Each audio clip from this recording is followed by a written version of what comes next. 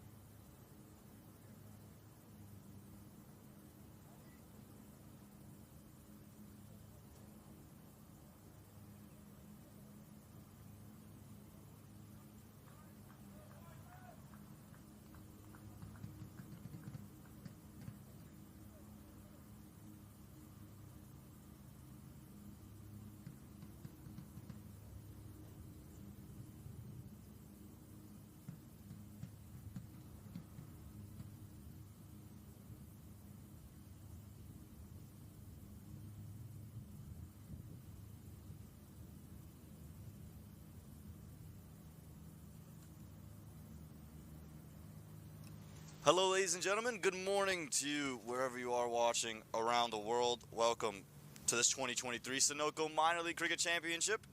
We're here in Prairie View, Texas, for this continuation of the Atlantic Conference Super Fours. Today's matchup will feature two sides that went without points yesterday, the Atlanta Lightning and the New Jersey Somerset Cavaliers. The Cavaliers won the toss and, interestingly enough, elected to bowl first. It did prove to be useful for the Dallas Mustangs yesterday when they lost the toss, sent in to bowl first. Sent in to bat first, but the conventional thought is to win the toss and try to use a little bit of moisture on the wicket that the dew does present. These are the playing 11s for today. You look at the Atlanta Lightning. They'll be led by their openers, Mark Parchment and captain Unmuk Chand. Arun Shenchu makes his way into the side today. We'll bat at number 3. Then following that is Sagar Patel, Cassius Burton, Jesse Bhutan, Dexter Sween, Neve McNally, Junaid Siddiqui, the Canadian national, Pankaj Kumar Rao, and then Funny Samhadri. You recognize him from the 2022 season, the MVP of that season. And for the New Jersey Somerset Cavaliers, this is a side that got into this tournament late, and their 11 reads as follows: Kanar Lewis and Xavier Marshall, Syed Abdullah, Gajanan Singh, Sunny Patel, the leg spinner, Yasir Mohammed, another one, Sean Finley, Stephen Katwaru, Syed Najaf Shah, Junaid Mashoud, and Abdullah Ghazi. Captain Najaf Shah, of course, a left-arm seamer. You could foresee him opening the bowling. I'm Om Patel. I'll be joined by Peter Della Penna in just a moment's time. He's a man who's very busy, always taking photos, always editing, and so just getting his money's worth of that Adobe suite at the moment. And the opening pair for the Atlanta Lightning, Mark Parchment and Unmuk Chand. Najaf Shah there on your screen. He'll be opening the bowling for the New Jersey Somerset Cavaliers, as he so often does. Has a slip in as well. It's that classic left arm seam coming back into the right-hander. And Mark Parchment, he was dismissed first ball yesterday by Cornet Dry. He's going to look to get an innings going here. And straight away, looking to go outside that off stump. This is what Najaf Shah does. He pitches it up, lets the ball move and swing, and won't mind that Mark Parchment's looking to throw his hands through the offside. Najaf Shah, of course, again with this team for the past 2 seasons and captaining the side for the 2nd straight year. This is where he operates. He'll bowl 2 up front. He'll bowl 2 in the end. This time straighter. No run on offer for Mark Parchment. Again, Parchment, he's such a key figure for this Lightning side. You'll talk about Unmuk Chand when you talk about the batting prowess, but Mark Parchment has quietly been a consistent figure in minor league cricket, the leading run scorer for the Atlanta Lightning this season, and oftentimes when he gets off to a good start, this Lightning team ends up winning. 234 runs at a strike rate of 128, a 50 in 2023, and so often you can just take the top off of the ground to start things off and make use of the power play. This one pushed down the ground. It'll be the first runs for the Atlanta Lightning. Yesterday, in the Lightning's matchup against the Fire and the Atlanta Derby, in which they called it, they were sent in to bat first and unable to put up a big total. They would have been disappointed with the score they were able to muster up of 126. Ended up being a rather easy chase. The bowling of the Lightning is the strong suit. We talk about Funny Samhadri and all the pressure they can apply with Neve McNally and company, but you just got to get that total to 140 to 150 to give themselves a puncher's chance. This will also be a matchup to watch. Unmuk Chand got himself a start yesterday, but couldn't do much with it. After a flurry of boundaries to get himself to 12, just really placed one straight to that gully fielder. No covers out in the deep. It's just the deep third and the deep fine for Najaf Shah. And again, the traditional pacing field.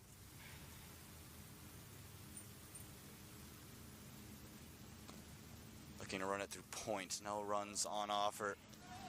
And again, for this Somerset Cavaliers side, it's been an uphill battle to get here. It was never easy up in the East anyway. You talk about the New Jersey Stallions, two-time winners of the division. And you always knew you were going to have to deal with some of the forces like the Philadelphians and how they were able to bring so many pieces back. And the way this season started out for them, you just never figured they were going to be in real contention. Didn't get off onto the right foot, but ended up climbing their way into third, beating the New England Eagles to claim it. And then the New Jersey Stallions to get here. Full and straight to close the over. Quick run taken by Unmukchand, and they'll get it. Yasser Muhammad with an aggressive dive, but a reward to nothing. 1 over gone, 2 without loss.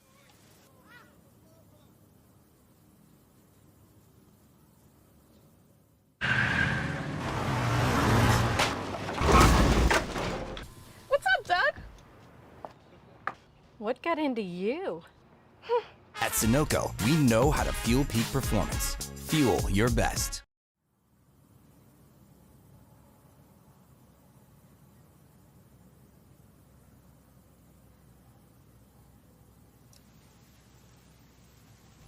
We already talked about the New Jersey Stallions and their road to get to this spot. We talk about for the Atlanta Lightning, this was a team that just held their nerve all the way through the season. Just the one loss, but didn't get the start they wanted to in these Super Fours. It's always so important to win that first game. It's a 3-game series, if you will, to get yourself into that championship Sunday. The way it works, all the Atlantic teams, they'll be put into a table. The Pacific teams the same, and it'll be based off wins and points. And the top 2 teams, respectively, will make their way into that championship Sunday to play that final at Grand Prairie.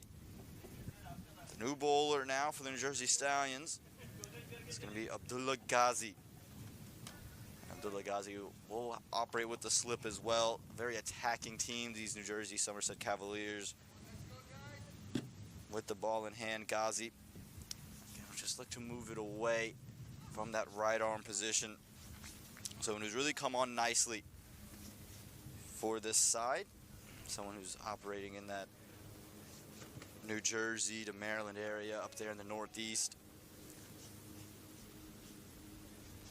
Performed really well in domestic cricket, and again now has an opportunity in minor league cricket to make his statement. Deep backward square, deep third in for Ghazi. Different animal bowling on Mukchand, coming into the season as the leading run scorer in all of minor league. Starts off short. Doesn't want to keep it there too often.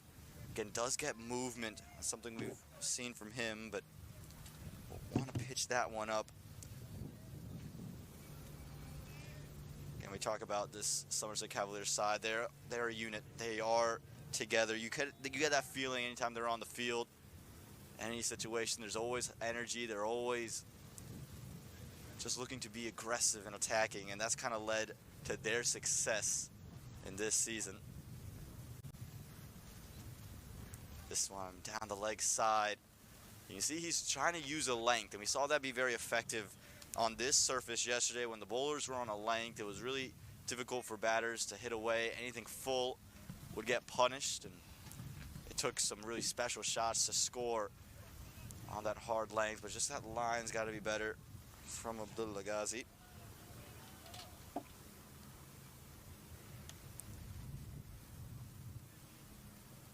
That time Fuller not able to time it with Mukchand, and that's an area of liking for him. He likes to play through that region, through the covers, and he just is looking to pounce on it. And that's why the slip's in place, because you can get that brief bit of movement away. You can just get John to poke at one. You pull that length as a touch back. How many times do we see that in international cricket? Short, pulled, backward square was in the deep, but this was well placed. That was always going to be 4 runs. Far too easy for Mukchand, and it'll bring up the first boundary of the day. Can't give Mukchand that kind of time. Again, you just take a look, not rushed for any pace, not very well directed in any manner, and all Chand had to do was just help it around the corner. Was always going to find the boundary. There's no doubt about that.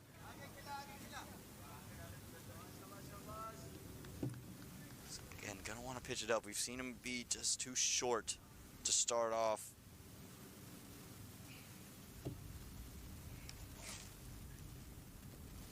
Again, down the leg side, struggling with the consistency here, Ghazi. And that's what the mental challenge of bowling to someone like Ulmuk Chand can do.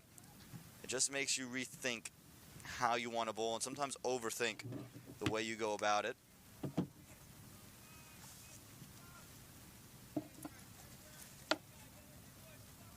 Just going to want to find a way to get out of this over. Just 3 balls bowled, a couple wides already. That's better. That's the area in which he's going to want to operate. And if he can just land these last 2 deliveries there, he'll find some success for himself. He doesn't need to find a magic ball or a different type of delivery. If you can just be consistent on that line and length, it can just lead to those wickets falling.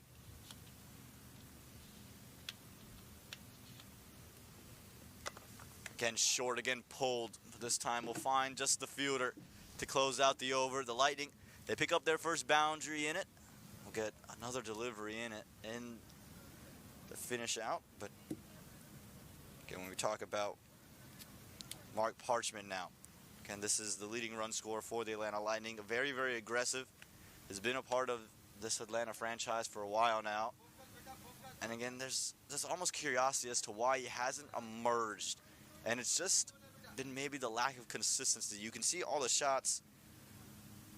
You can see him be so effective. It's just, how do you find that consistency? That's a great ball to finish out the over. A good one for the Lightning, though. 2 overs gone, 9 without loss. वक्त आ गया है Lakshmi basmati rice को घर लाने का। Lakshmi extra long basmati rice. इसका हर दाना हो इतना लंबा, पकते हुए महके और प्लेट में क्या खूब खिले। हाँ, मेरे घर लाने का।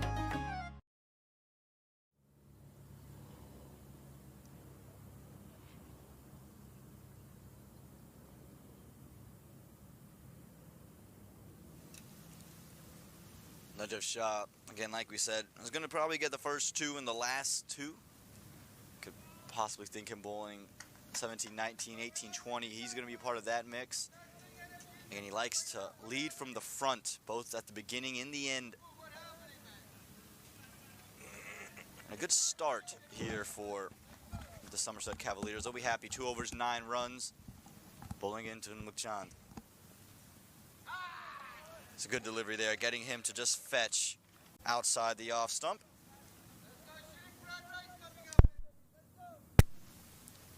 And joining me now is Peter Della Penna. Peter, how are you doing this morning?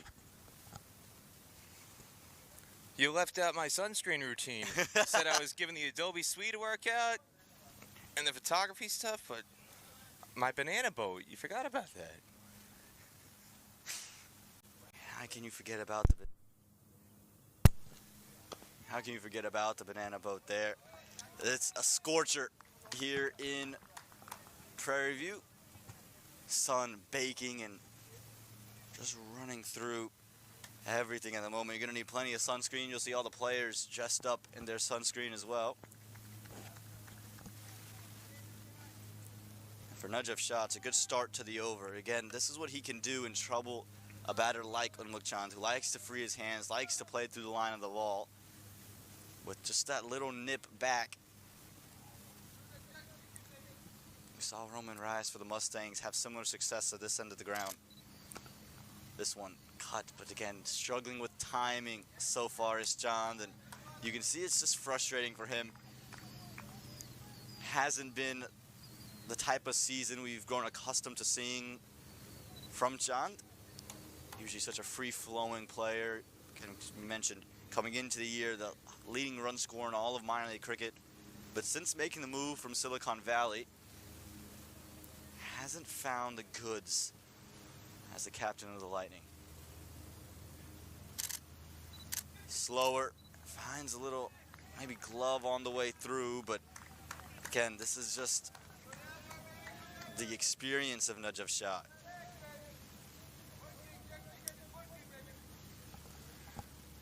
Well, I think one thing Unmokchan learned is that the wickets in California and Texas are a hell of a lot different than the wickets he gets to play on in the East Coast. I think that's part of the adjustment period. Wide disparity in the quality of the wickets you get in certain parts of the country for minor league cricket. This one's heading down the leg side. Yeah, we saw him have a lot of success when he played at Musa, has that brilliant 100 in a semifinal game that got them, or quarterfinal game rather, that got them into finals weekend in 2021. But it's just been, there's been some tricky services on the East Coast, and you know, you're not going to want to, if you're the Atlanta Lightning, complain too much about it, because the New Jersey Somerset Cavaliers have seen a lot of that. And you're going to look at the batting stats of the Cavaliers, and you're going to be, you know, maybe shocked that Gurjendra Singh hasn't scored more runs, or you know, someone like an Xavier Marshall. But it's just because the wickets have been troubling every batter there. Not only are you shocked that Gurjendra Singh isn't scoring more runs, but you're also shocked that Gurjendra Singh is the leading wicket taker. That's an indication of the quality of the wickets.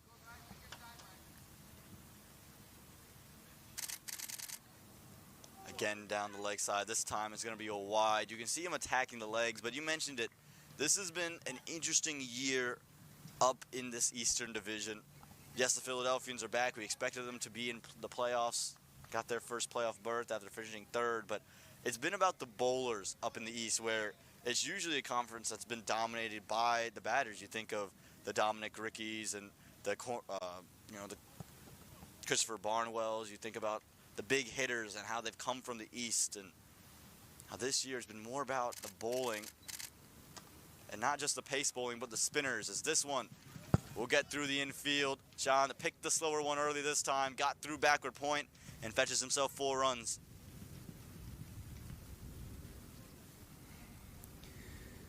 Just kept his hands back long enough on this one. Was able to get on top of it and pierces the gap behind point past 2 fielders in the inner ring. So good boundary in the over. 14 for none after 3.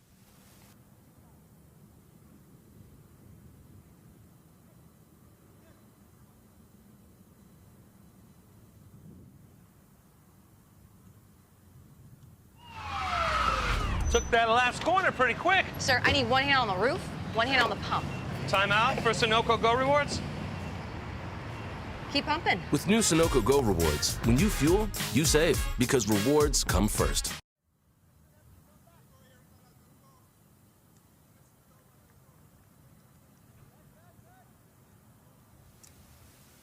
The Atlanta Lightning haven't gotten off to that flourishing start they would have wanted after being sent into bat first, but we'll look at Abdullah Ghazi coming back in with ball in hand, struggle with the length in his first over. We'll see how he deals now bowling to Mark Parchment.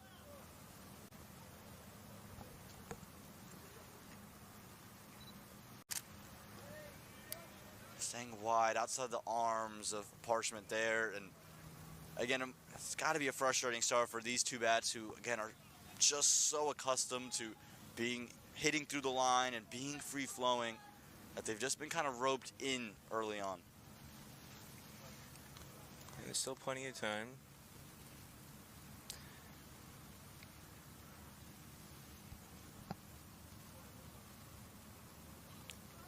Looking for it. He's looking for it. You can see Parchment, really on every delivery he's faced, has looked for that flourishing drive.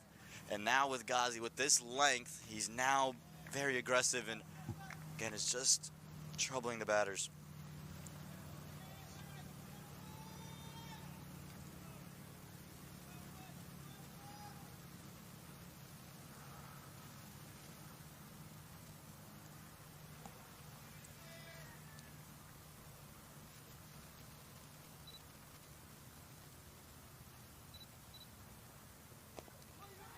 Looking for one through short mid wicket, no run on offer. Peter, you saw this team yesterday in the Somerset Cavaliers. and how it's not just in years past where it's been the Pacers. This year you have two quality spinners and then Gurjendra Singh on top of that. When you talk about Sunny Patel, the leggy, Yasir Muhammad, the leggy, you know, this start you feel just could lead to more wickets for those spinners in those middle periods. I'm going to tell Gurjendra you said that. Two quality spinners and Gurjendra Singh. Well, you wouldn't normally think of Gurjendra Singh as your spinner. He's been the real plus point.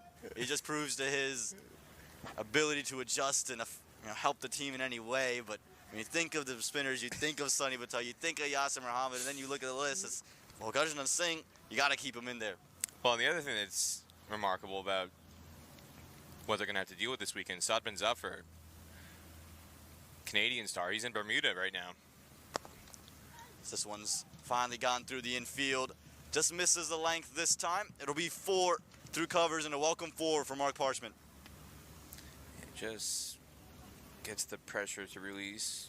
Just waited for the half volley to arrive finally. And here it is. Overpitched. Easy to just pierce the gap through cover.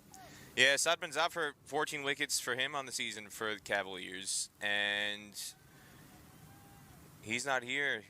He's Canada's captain, so he's gone straight to Bermuda for the ICC America's Men's T20 World Cup qualifier regional final. Canada's trying to secure their first ever berth in the T20 World Cup next year in USA and West Indies. Again through the offside. This time better. It'll be 4 runs again, but elevated over the top. Just too wide and too easy for Mark Parchment. Well, first, he's too full. Now he overcorrects. Going too wide and a bit too short too, and that just set up for Parchment to go whack. High over extra cover. But yeah, Sadman Zafar, his absence is significant. And then also Kareem Agor. 13 wickets for Gore, 14 wickets for Sadman Zafar. 27 wickets absent here this weekend in Texas. This time the outside edge. It'll be racing towards the boundary, and it'll get 3. Unfortunate that time to get 3 back to back to back, but luck going the favor of Mark Parchment.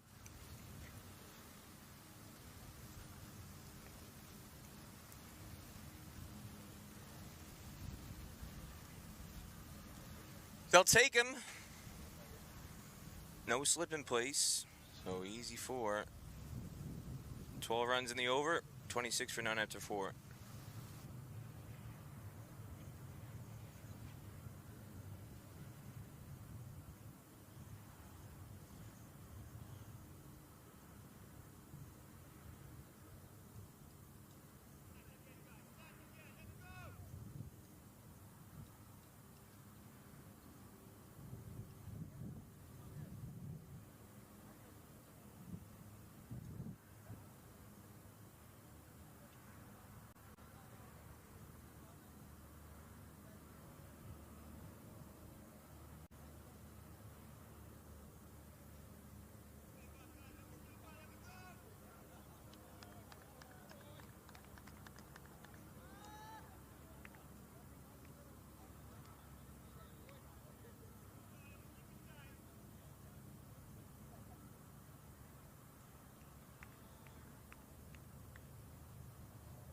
New bowler for the Cavaliers, Junaid Masood.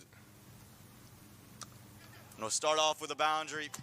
Unmukjan pounces on the width on offer and able to find 4, piercing it through the offside.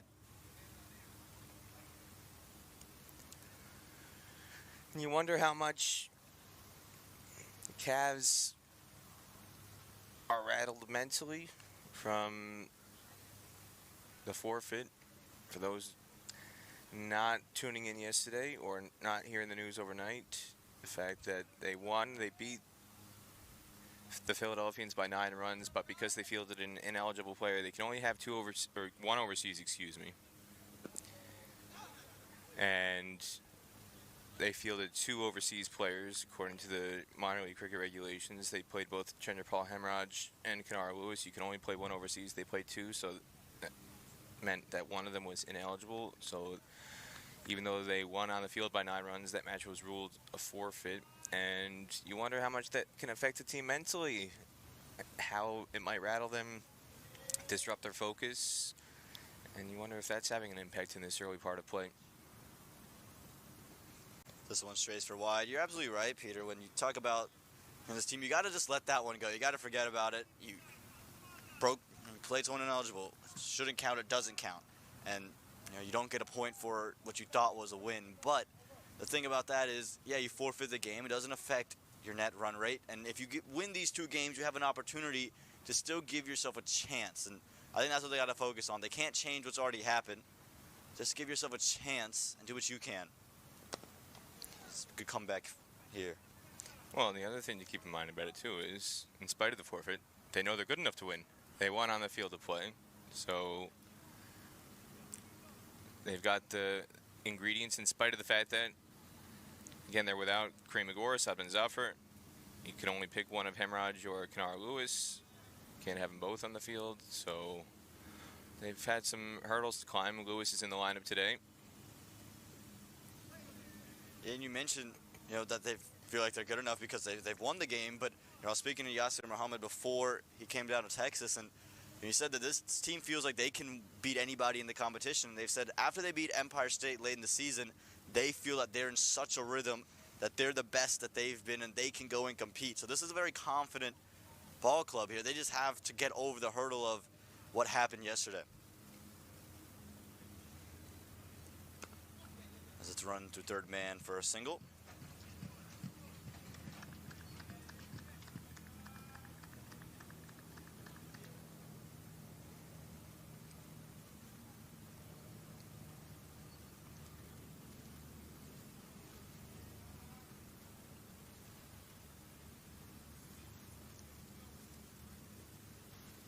It's been a good comeback since that initial boundary.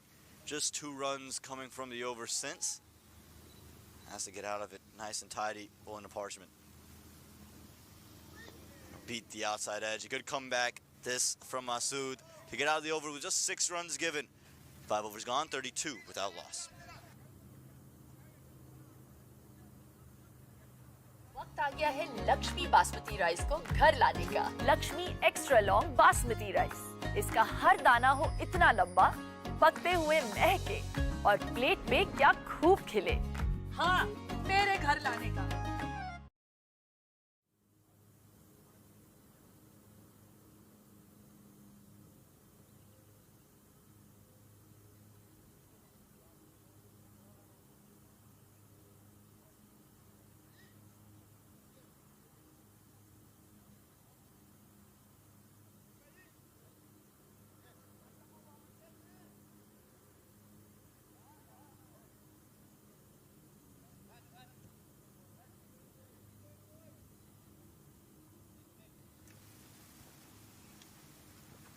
So we're going to see our first look at spin here, Peter.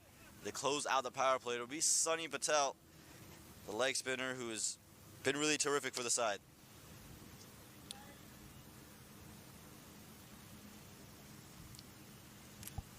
"13 wickets at an average of 15.08, 5.47 economy for Sunny Patel this season. Starts off with a low full toss. Always a risk to bowl a spinner in the power play, but I think Najib Shah is seeing this opening partnership start to get comfortable, start to get set, and think he's going to turn to one of his wicket takers to just change something before the end of the power play. Well, that was his wicket-taking delivery yesterday. The low full toss. That was the magic ball. That's how we got Jonathan Fu out. We'll see how he elects to deal with Mark Parchment. That one just quicker, coming back in onto Parchment. Again, just shows the good ability to move it in both directions and hides which ball is coming when.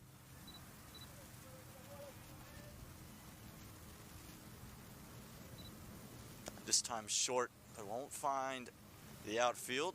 When we talk about the fielding set right now, long on, have a cow corner And so just daring the batters to play with the spin over the top of the offside.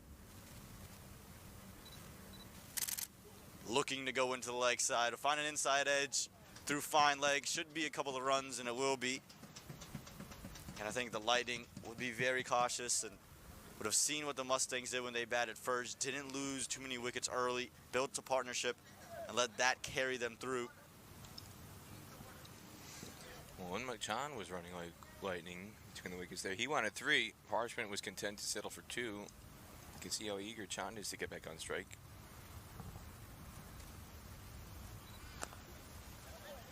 Good delivery. This pulls it back, and again, he's got the one coming back in onto Parchment. And we saw the ability for the Dallas Mustangs to really accelerate late. The Lightning can do something similar with that batting lineup that they have. But a good over for Sonny Patel to start off his spell. End of the power play, 35 without loss.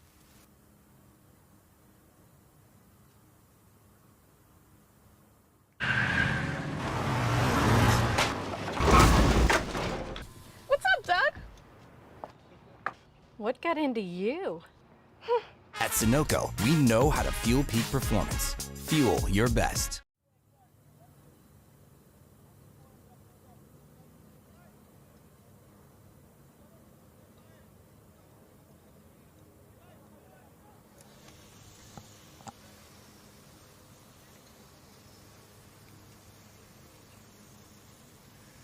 Peter Delpen and Aman Patel here at Prairie View Cricket Complex, just off of Route 290, northwest of Houston, as Junaid Masood gets set to bowl his second over now that the power play is completed.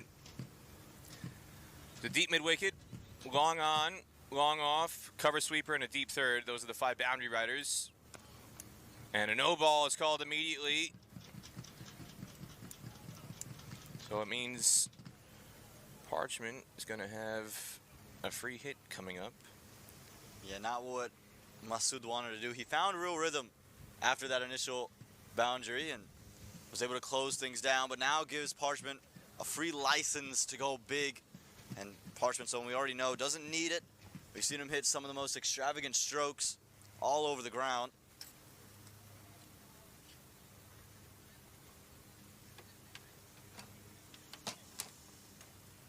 And that's prompted a change in the field as his third man will come inside the ring. And we'll have a cow corner as Parchment came to strike. He goes big. He goes high. Long on is not paying attention. It falls. It's a free hit, so it wouldn't have mattered anyway. But a long on fielder needs a cup of coffee out there, Aman. What's going on? Maybe he needs to get some brew coffee going, wake himself up. I think that's Sean Finley out there who I don't know if he thought that one was already left the stratosphere or where that one was going, but it ends up landing just a couple yards out to his right. No, he never moved. I'm pretty certain he just wasn't looking at the ball come off the bat. He's like, where'd it go? It's because he wasn't paying attention. There's Sean Finley. You said it. Fortunately for him, it was a free hit, so in the grand scheme of things, didn't matter. Good save, good compensation there, Aman. All's well that ends well, it seems to be, Peter. Does well enough to get the ball back, so you know the captain's going to have some words about that, but ends up being just a run. Now Chand just dabs this to deep third for one. Yeah, they ran 3 in the end, so he saves 1 run. Well, you could argue he actually cost his team 2. Glass half full, glass half empty, whichever way you want to look at it. Just make sure his cup of coffee's full. That's the only thing that needs to be full at the moment. Brew, the good stuff.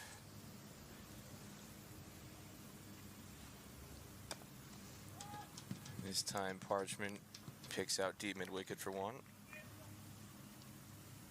Fielding alignment in the circle. There's a fine leg, Yasser Muhammad. They've got a mid-wicket, an extra cover, and Xavier Marshall is at backward point. So those are the 4 fielders inside the ring. So they got 4 or 5 field, 4 on the leg side, 5 on the offside.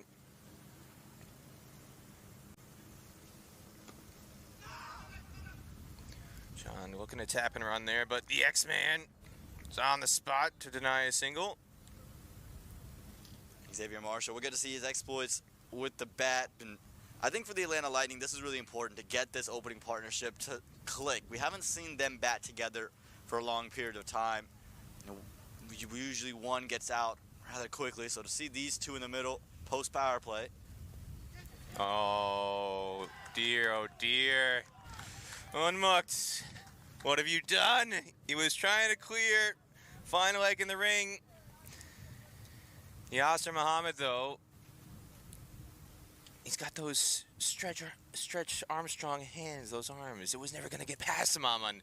It's 42 for 1. Yeah, you take a look at that, and it's just, as I'm saying, okay, they're sticking in, they're building this partnership.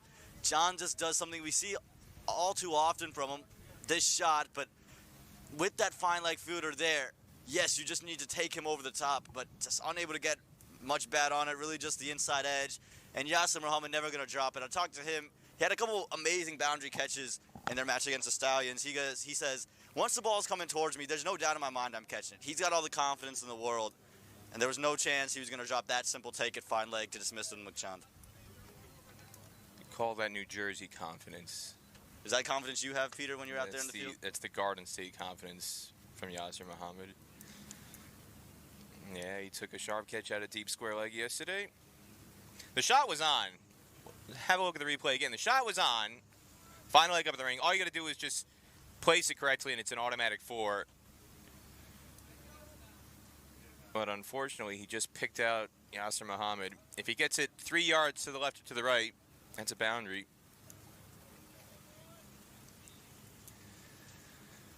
So it brings Sagar Patel out to the middle. Sagar Patel, former USA Under-19 player from 2015. Played for the USA Under-15 squad back in Canada in 2011 in Winnipeg. So he's been part of the U.S. setup for a very long time. It's not often that you come across a player in the USA setup born in Memphis, Tennessee. Well, Peter, you have a bunch of cowboy hats and guitars on your shirt. That's the land that he comes from, out there in Memphis, Tennessee. But what he's been doing in Atlanta this season has been, very important at that one-down spot. Usually comes in early, bats at around 100 strike rate, has scored 151 runs. But for me, it's just what he does stabilizing the innings, because he usually comes in, with Parchment going early, with McChand going early. And for him to come in, have a 50 to his name this season, highly talented, now is going to need something similar. I know these guys like to personalize the bats, personalize the helmets, put something unique on. We need to get Sagar to put on either a barbecue sticker on his bat or maybe a BB King blues guitar on there. 42 for 1 after 7.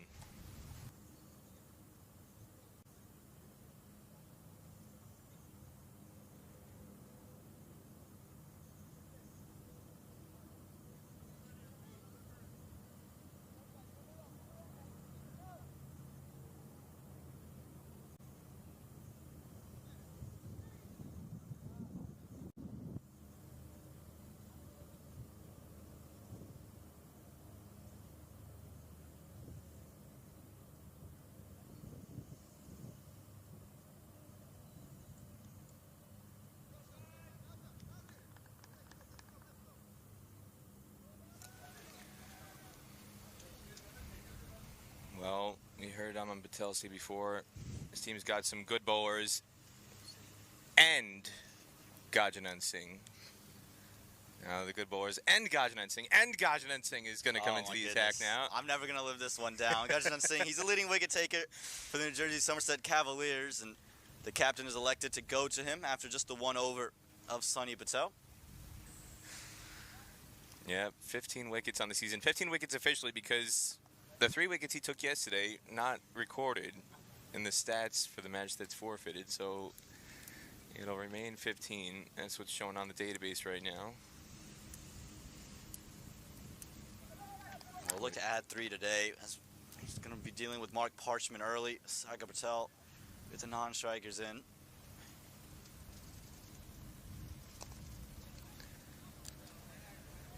Touching on 6.67 average and a 4.76 economy rate. Strike rate of 8.4. I'd like to take a wicket every 8.4 deliveries. I don't know about you, Alman. Peter, you might be playing in this game if you were doing that.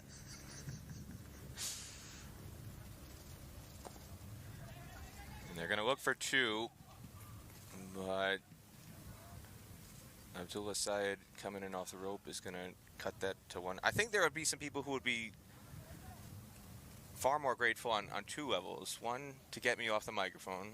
They don't have to push the mute button at home. And 2, I think the entertainment value of possible humiliation for me out in the middle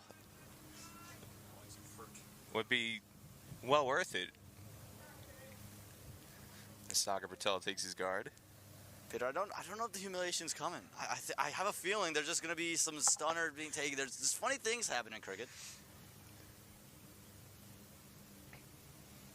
There's no shortage of people who would absolutely love to take my wicket, I can assure you, Ramon. And playing down the wrong line, big appeal. Gajanan was in the middle of a celeb appeal, but the finger didn't go up. Samir Bandekar says, not out. Yeah, kept the finger down. Bandekar, let's take a second look at this. And he was playing outside the off stump. It's hit him in line. I think maybe just the height would be the question. Hit him around that knee roll, and that knee roll is something that always comes into question. But turn early, which is something we didn't see yesterday on this surface. Significant turn. And this one comes, looks like off the hip. And we're going to get a signal for a leg by from Samir Bandekar. And this is really impressive for Gurjanath Singh, you know, with the amount of turn he's getting. We didn't see this a lot. Even someone like Junaid Siddiqui wasn't spinning it yesterday. But if he can continue to do this, you just have to imagine those wickets are not far behind. Another good delivery. Gurjanath Singh showing it's not just the wickets in Mercer, New Jersey that are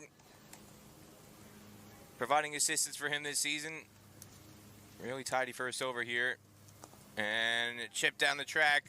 Comes off the outside edge. Xavier Marshall is going to chase an advantage as it backspins away to the rope. A boundary to end the 8th over. 48 for 1. As Parchment gets a slice of luck his way. It's an unfortunate end to the over for Gurjanath Singh. It was brewing this shot. Knew he was going to have to take him on. And that one just not coming in to Parchment. He was expecting him to turn in, stayed straighter, but no chance for Xavier Marshall inside the ring. Ends up being 4 to close it out. At the end of the 8th over, it's 48 for 1.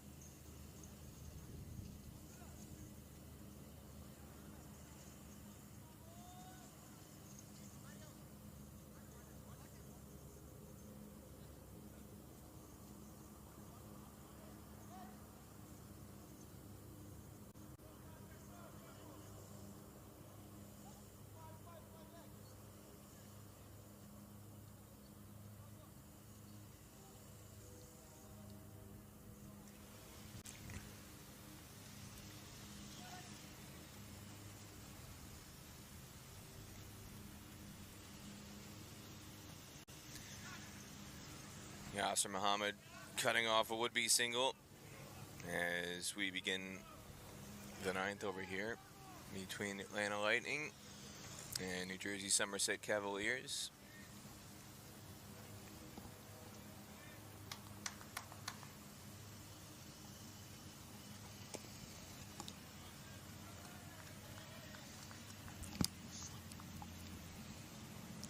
Yes, Sunny Patel, the new bowler, coming in from the opposite end. This is the end we tend to see leg spinners bowl from on this particular ground.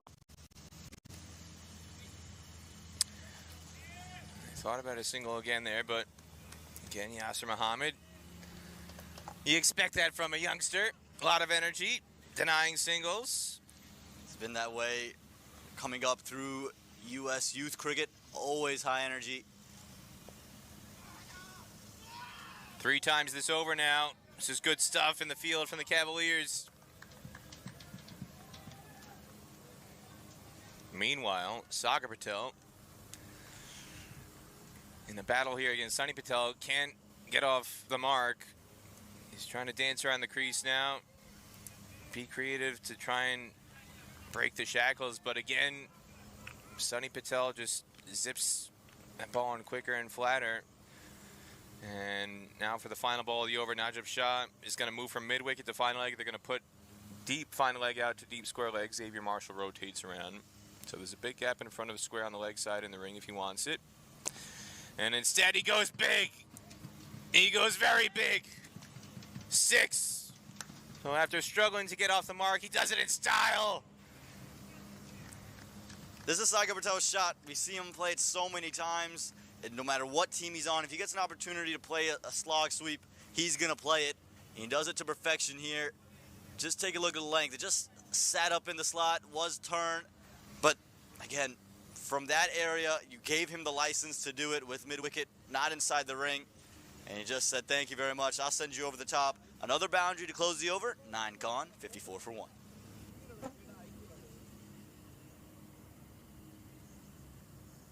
वक्त आ गया है Lakshmi basmati rice को घर लाने का। Lakshmi extra long basmati rice. इसका हर दाना हो इतना लंबा, पकते हुए महके और प्लेट पे क्या खूब खिले। हाँ, मेरे घर लाने का।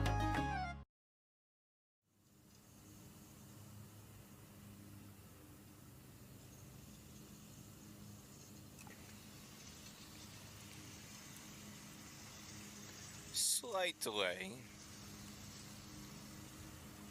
Yes, now they found the ball. Took him a little while to locate that because Sagar Patel hit it an awfully long way. Yeah, if you get into that area, it's all shrubs and there's a lot of thick grass there, so it's always tough to find the ball. And when they do, almost feels like you're rewarding yourself. Saves the umpires from betting out a new ball. But Gurjendra Singh will come back with ball in hand. What we saw from him in the last over, good turn. But we also saw 2 deliveries that just moved away from Mark Parchment. And so the arm ball has already been put on display from Gurjendra. Again, more known for what he does with the bat, but this season he's been awfully special with the ball in hand.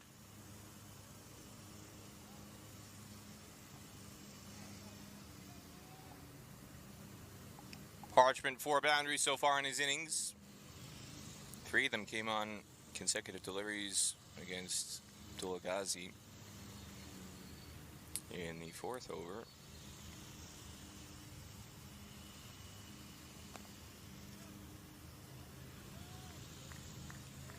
And again, Parchment, he's someone who likes pace on the ball. He likes to hit through the line, and so you can see the plan from Gurjendra not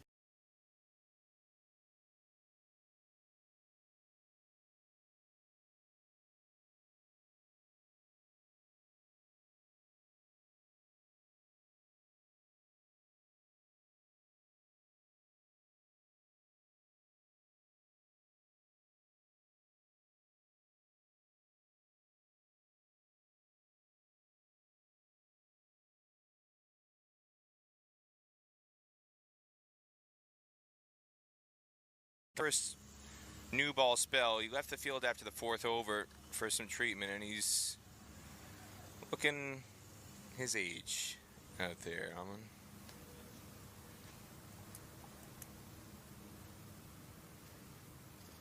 Something to keep an eye on as the day progresses.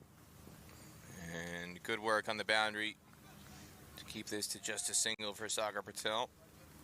Yeah, something to keep an eye on indeed, not just because of what he can do in the field, but you know he's looking to bowl those final overs. And so it just comes to, can he do it? Usually he will come off after his first spell, get some treatment, and then come back in. But again, just want to keep an eye out. Using the feet now, Parchment, just drive this not too long off. Yeah, and again, we've seen him do it on a couple of occasions now. Use the feet, looking to attack Gurjendra Singh, trying to get to the pitch of the ball, create something in his arc, but Gurjendra has been up to the task so far today.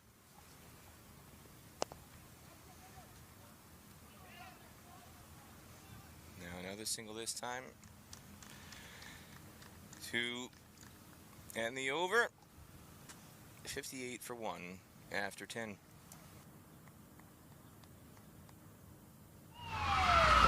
Took that last corner pretty quick. Sir, I need one hand on the roof, one hand on the pump. Timeout for Sunoco Go Rewards.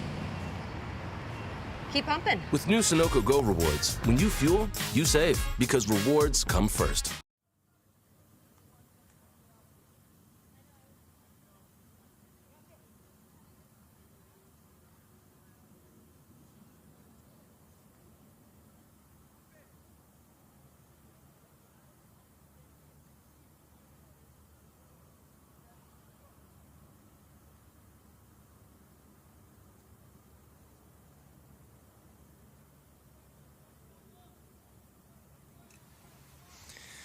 $58 for 1. As the young fox from Old Bridge, New Jersey, comes into the attack, Yasser Muhammad. From your neck of the woods, huh, Peter? Yasser Muhammad, someone who's come up through the ranks in youth cricket in the USA, would have played some matches against Yasser back when he was a pace bowler, but he's since made the switch, and it's done him quite well. International experience with the USA, both in T20s and ODIs. And this time, that tap and run single, because Yasser Muhammad is not fielding behind square now. It's so much easier to get that tap and run single.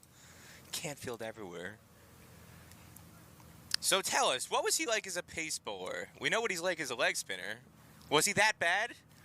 No. He was better than me, if that gives you anything. But Yasser Muhammad as a pace bowler, someone who's pretty consistently on that off stump, but he was just always high octane, high energy, but just found leg spin one day, as so often we see. I just have it in my head that he must have switched to leg spin because he must have been just so bad at pace bowling. But you're saying no, he was actually quite decent. Well, you know, when you are the 12th man pretty consistently, as I was, you know, everyone looks pretty darn good. Going straight down the ground, but not straight enough with the long off fielder very wide, but they will get a second as there's a fumble out there. Good running, good identification by both Parchment and Patel to seize on the second run that was an off draft after the slight fumble out there. Yes, good running. Way to be aware of the situation. Big heave across the line, and Rushain Samuels says, on your way, Mark Parchment. Yasser Muhammad is beyond stoked. Getting the high fives now. Wicket number 6 on the season for him. And it ends Parchment's day for 28, 61 for 2 in the 11th. Yeah, you just take a look at this. Mark Parchment, he wanted it. Shuffled across, hit him on the back leg. It looked pretty straight, pretty dead, live. And Shane Samuel says, yes, it was. And you just felt that pressure brewing because of the Gajendra Singh 2 overs, that he was just going to play that shot. And after getting himself a start, 28 runs on the board, he has to go. The second wicket falls now for the Atlanta Lightning.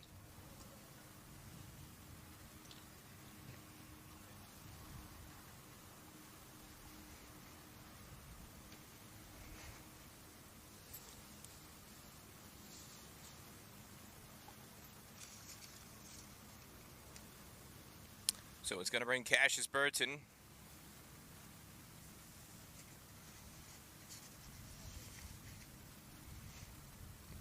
I'm in favor of more cricketers being named after famous heavyweight boxers.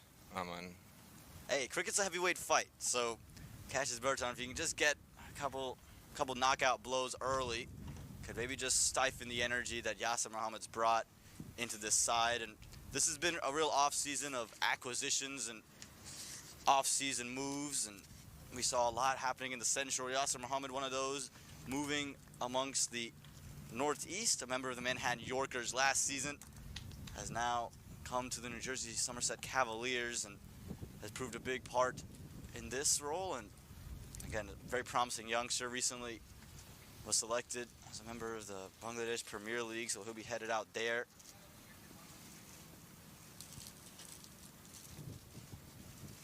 Oh boy. It's T20 cricket. You can't be leaving the ball alone. Use your bat, Cassius. This isn't rope-a-dope. You gotta fight. Bowled for a golden duck without playing a shot. 61 for 3, and Yasser Muhammad is on a hat trick. Can't quite believe it. Cannot quite believe it. You saw it live. It looked pretty straight. And you're just wondering, was it going to turn? And Cassius Burton has produced a cardinal sin. He's gotten out without playing a shot. Just take a look at this. It's just on-off stump the whole way. It's on-off stump the whole way. And it just stayed straight. And Burton in and out.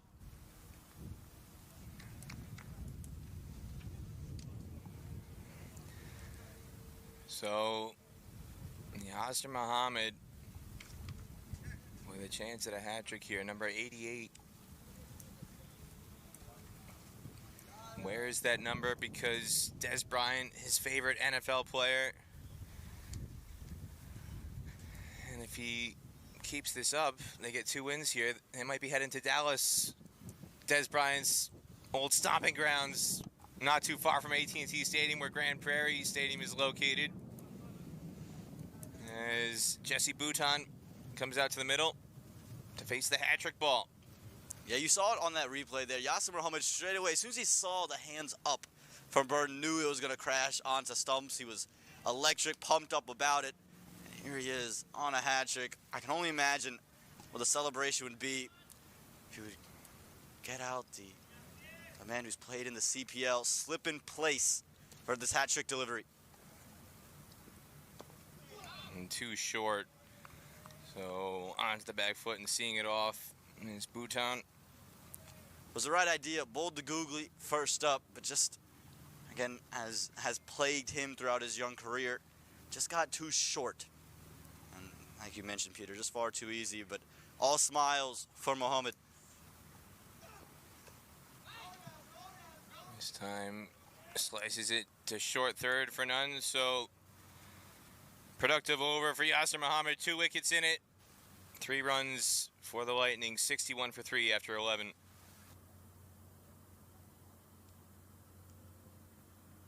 वक्त आ गया है Lakshmi basmati rice को घर लाने का। Lakshmi extra long basmati rice. इसका हर दाना हो इतना लंबा, पकते हुए महके और प्लेट पे क्या खूब खिले। हाँ, मेरे घर लाने का।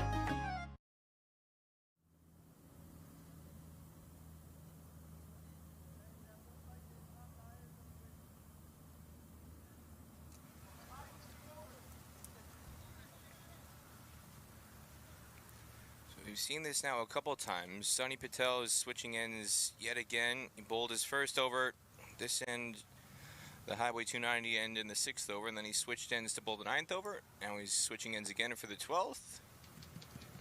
As the single is just prodded towards Kenar Lewis in the covers. Yeah, interestingly enough, he's switching ends. This is, again, one of Najaf Shah's strike bowlers, Sunny Patel. He gave a little fist bump to Sagar Patel as he took that single, but we'll be interested to see. This is an end that Gurjit Singh was getting good turn on, and just see what it has on offer for Sunny Patel and how he looks to deal with these 2 new bats in the middle.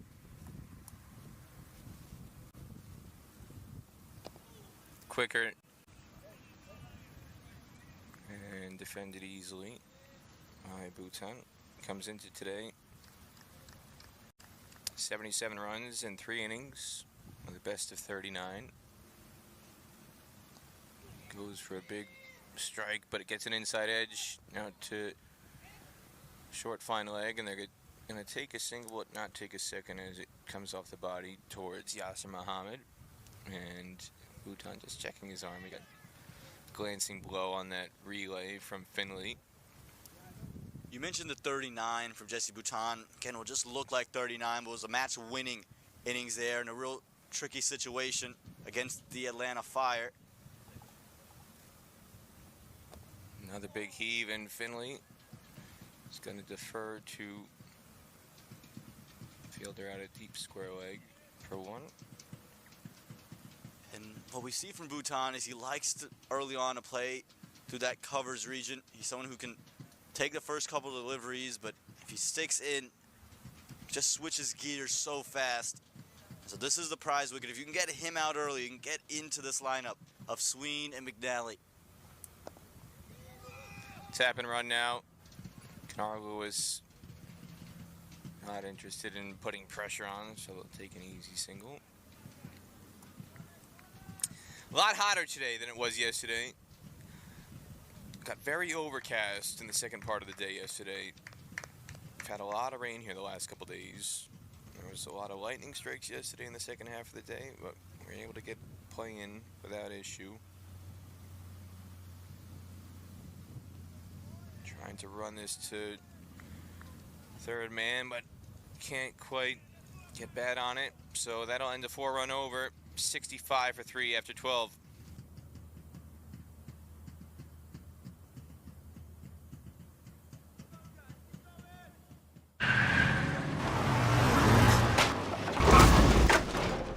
What's up, Doug? What got into you? At Sunoco, we know how to fuel peak performance. Fuel your best.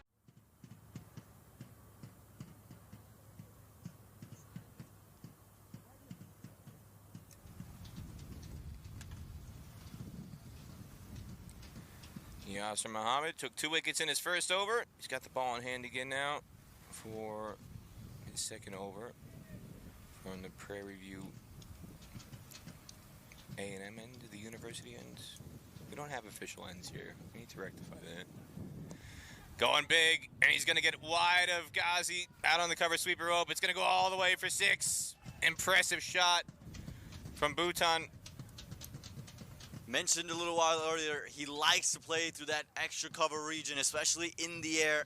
And when it was given the width, Yasser Muhammad missing the length on that occasion. Just far too easy for Bhutan. Take a look at this again, full wide, asked to be hit. And Bhutan deals with it nicely. This is where the margin just gets so razor thin. Remember Bhutan playing in the CPL. Now he goes the other way. 6 on the offside, now 6 on the leg side.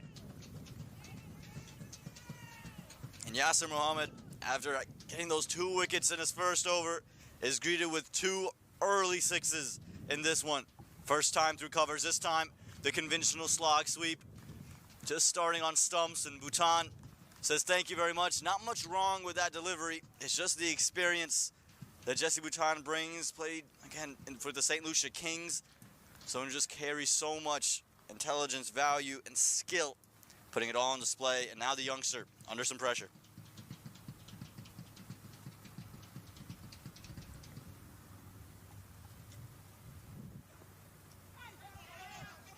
This time going for finesse instead of fire. Single to third. Again, it's the intelligence that Bhutan brings. He's a very mature cricketer, has all the shots in the book, and could easily have tried to set that one to the boundary, but recognizes I have my 2 boundary balls. I've got 12 runs from the over. Let's just get this single to third man. Let's just keep running, keep moving.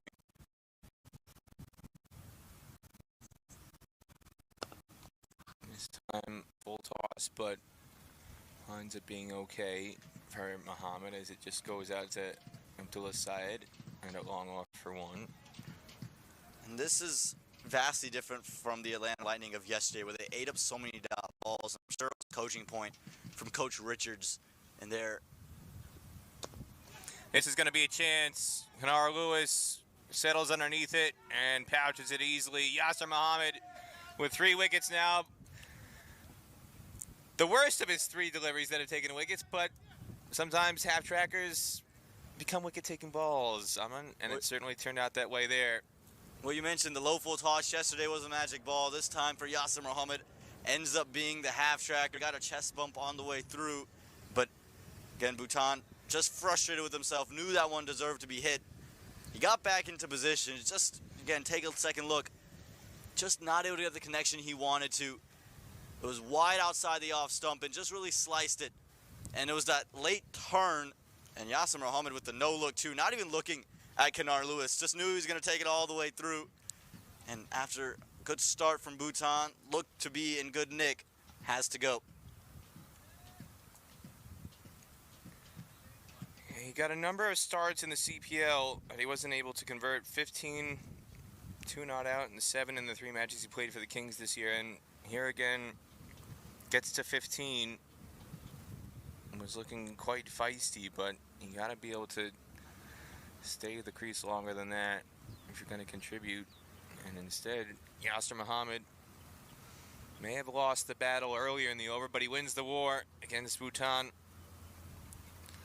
So 3 wickets for him now.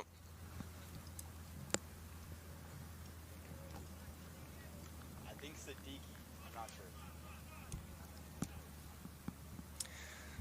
Got no number, no name on the back of the jersey. So I'm trying to identify the new batter. We think it's Junaid Siddiqui.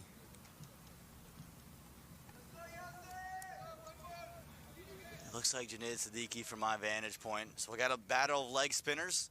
One from the USA, one from Canada. And this time goes onto the back foot to flick this in between long on and deep mid wicket. They were thinking about 2, but they're going to settle for 1. So Siddiqui gets off the mark with a single to end the 13th over. Another wicket for Muhammad.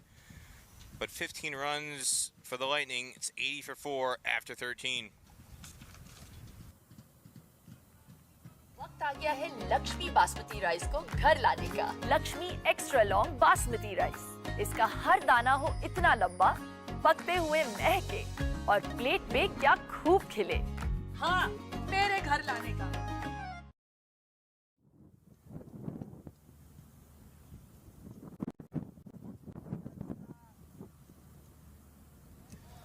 Welcome back to this Prairie View Cricket Complex. I'm Om Patel, joined by Peter Della Penna. You look at that batting card, a couple of starts on it. Mark Parchment's 28, Jesse Bhutan's 15 from 9. But right now it's about Sagar Patel and Junaid Siddiqui, the 2 men out of the middle. Siddiqui will be on strike, leg spinner. Sunny Patel will continue from this end. Peter mentioned earlier he was continuing to switch ends. He says, no, this is the end I want to stay at to bowl my final one. No run on offer there, and while he hasn't got a wicket, Patel, he's been very economical. Just 13 runs in his 3 overs, Peter. Yeah, he's been bowling it quite flat. He's trying to zip it in kind of that Samuel Badgery style of leg spin. Just taking a look there, saying no was the umpire. And Sunny Patel can't quite believe it. Hands in the air. I just want to take a second look at this on the replay. Oh, you can't do that. You're going to get written up. And it looked like it was going down leg from that replay. Hit outside off. These players now, they get quite cocky making that DRS signal when there's no DRS. The umpires don't like that. You can't be doing that and getting a smile or a smirk from the umpire in return. And if anything, you're going to get an invitation to see the match referee after play is over.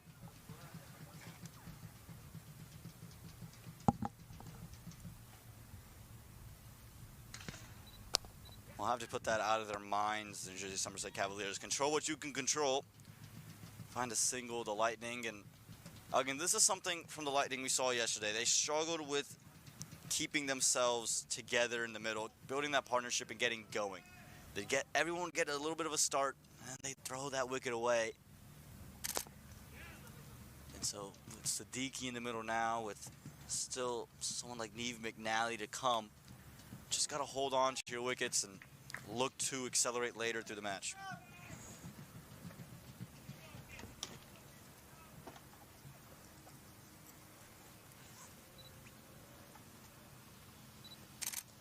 Down the leg side, well done. That fine leg, spills it in the end. They could come back for 2, but they settle for the 1. Really good effort. Yeah, it's Sean Finley again. He's awake now, Aman. He had the brew coffee, I'll tell you what. He had the brew coffee.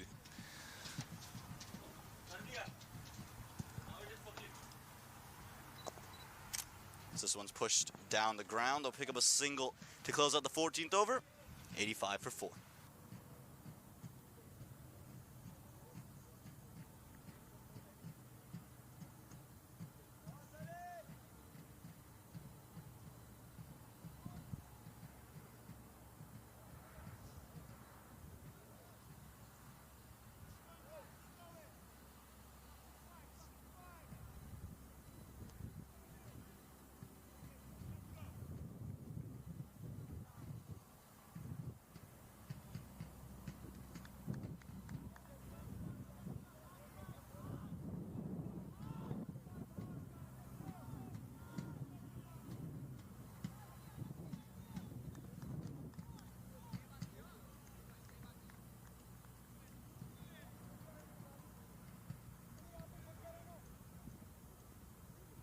Yasser Muhammad in for the third over.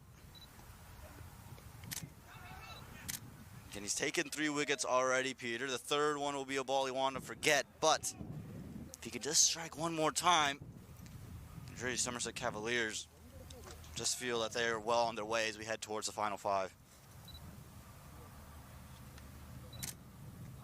What a delivery.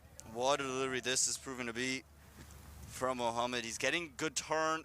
He pushes it through the air quick. One of these modern day leg spinners. Quick through the air. Gets some rip off the surface.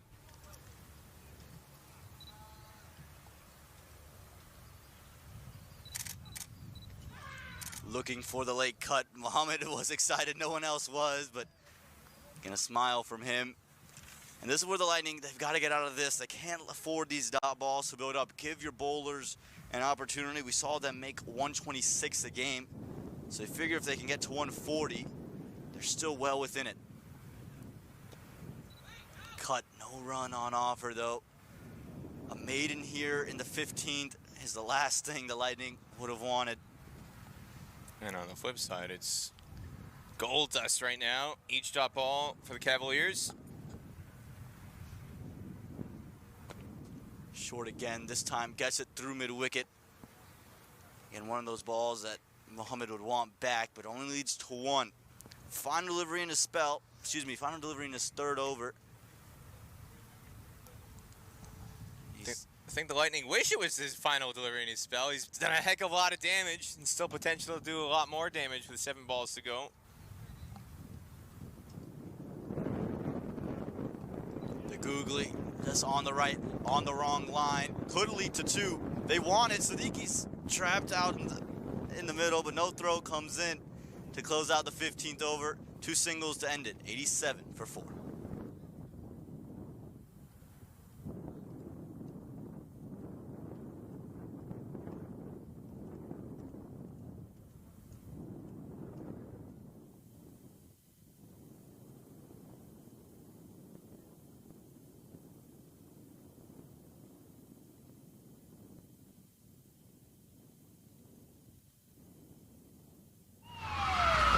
Took that last corner pretty quick. Sir, I need 1 hand on the roof, 1 hand on the pump. Timeout for Sunoco Go Rewards.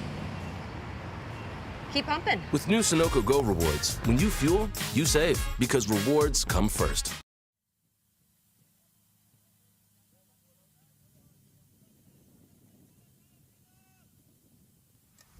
Well, the Atlanta Lightning now in their last 5 overs. They've got to get a move on. 87 runs on the board for them. A current projected score of 116. That can change awfully quickly, but Peter, 116 is not going to cut it. Oh, especially on these wickets. These are 140, 150 wickets minimum. Gotta do something to get this score up. They need really to target 50 in the last 5. If they can get that up to 137, they've got a fighting chance, but anything less than 120, it's going to be very difficult to defend on this Prairie View wicket. Abdullah Ghazi, he's got ball in hand. Starts off well outside the off stump, and for Sagar Patel, he's looked to play these delicate strokes, and he just struggled with placing. At some point, when do you start playing those big drives and looking to be a little bit more assertive with your stroke play?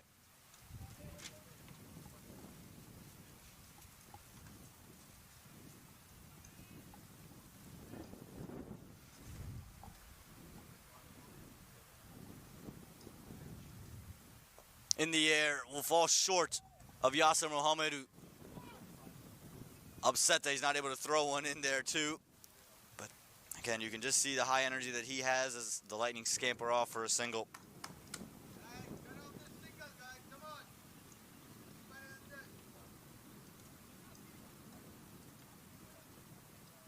And the Somerset Cavaliers, they won't mind the singles.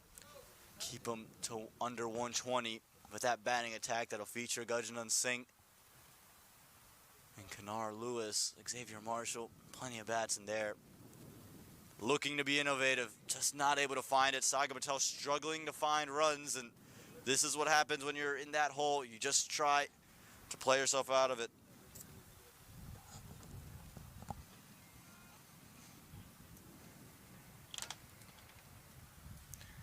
They're trying to be smart, though, with the conditions. You got final leg up in the ring, and the wind is actually blowing in that direction. So in terms of risk probability, that's not a bad shot to attempt in this scenario. Siddiqui again goes for it. This time gets bad on it. And as you mentioned, Peter, fine leg inside the ring will find himself a boundary. We'll wait for the signal. It's going to be 4. Siddiqui, we've seen him go innovative before. This time, bad on it. Yeah, again, it's not just final leg in the ring, but the wind is blowing behind him. It's blowing. If he's going to try and hit down the ground, he's hitting into the wind. Whereas if he gets that scoop shot connected properly, he shot almost carry for 6. And that's more to do with the wind. You get it high enough in the wind is going to do most of the work for you, and it just fell short of being 6, and it sparked a change in the field. Final leg is now gone back to the rope, and they've rotated fielders, so it's not just Shah, who was in the ring at short final leg. He's rotated over to short third, and they've moved Sean Finley, who was at deep third. He's now at deep final leg. Makes some room for himself this time. More conventional, but a better result. It'll be 6 runs through extra cover. Might need to check if there's a bruise on that cricket ball. It landed on the top of the dugout coverings here. Those steel structures on the offside. Smart from Siddiqui, just backing away from leg stump, and you can there it is, lands right on the top of that. There's a big thud, big clang you could hear. Poor cricket ball, might need a band-aid after that one, Aman. Well, the way Siddiqui's striking it right now might need much more than that, taking a couple of body blows. But Junaid Siddiqui, we saw him do this yesterday for the Atlanta Lightning. Hit a couple of boundaries late that just kind of gave them, an opportunity to get to 126. He's doing something similar here. If he can just get it to 140, 130 to 140, with the bowling that they have, the Atlanta Lightning, that features Fani Samhadri, they feel very good about their opportunity to defend this total. But Siddiqui's got to make sure he sticks in for the remainder of this innings. Moves to 15 from 13. And for Abdullah Ghazi, you mentioned earlier that some of the bowling misses, Peter. He's been put in this situation because of that. And so far, it's just been struggling against Siddiqui.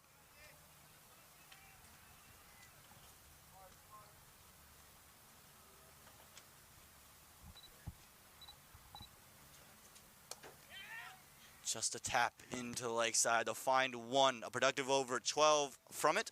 At the end of the 16th over, it's 99 for 4. वक्त आ गया है Lakshmi basmati rice को घर लाने का। Lakshmi extra long basmati rice. इसका हर दाना हो इतना लंबा, पकते हुए महके और प्लेट पे क्या खूब खिले। हाँ, मेरे घर लाने का।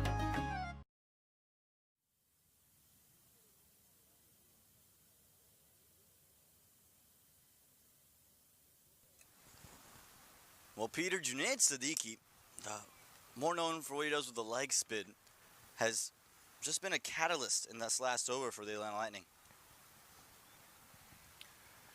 Yeah, he's somebody who traditionally for Canada has batted 9, 10, 11. You wouldn't know it from this explosion. He's produced here 16 off 14 balls, 1-4 and 1-6. This is a handy contribution for the Lightning. Yasser Mohammed in to bowl the final over of his spell. Now with Siddiqui, the way he's striking the ball, you won't want to get carried away, but if you can get a 6, a 4 in this over, and just keep runs flowing, could really set the team up nicely for the last 3. Cuts, and they'll find 1 through covers. And again, for Yasser Mohammed now, the goal, wickets will be a byproduct. It's about making sure you just keep the boundaries at bay. Don't let them get 1 to the rope. So maybe a little bit more of a defensive kind of mindset for Mohammed in this over. Patel looking for that big slog sweep. The length was just pulled back enough to keep it out of the arc.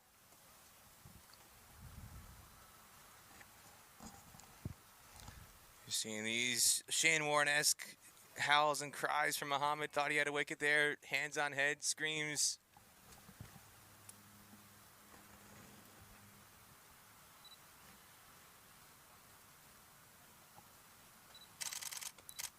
pushed into the offside. Just one. You'll take this if you're the New Jersey Somerset Cavaliers. Again, the singles are all right.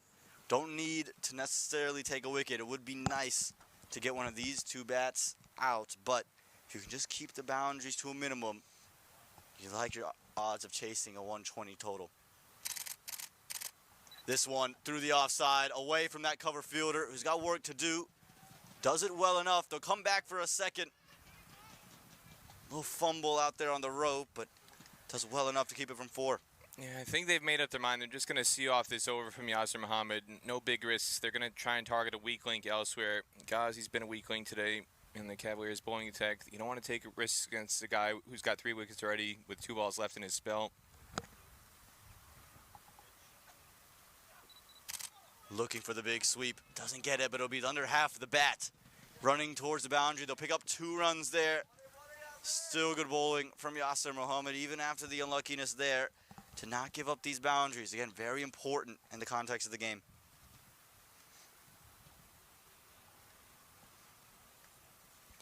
So much for saying they're not going to take big risks against this guy going for the sweep.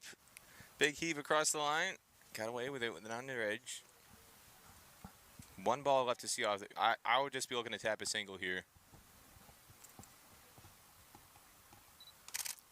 Instead, a flamboyant cut, but it will just result in that single. A good spell from Yasser Muhammad comes to an end. 27 for 3 after his 4. It's 106 for 4 after 17.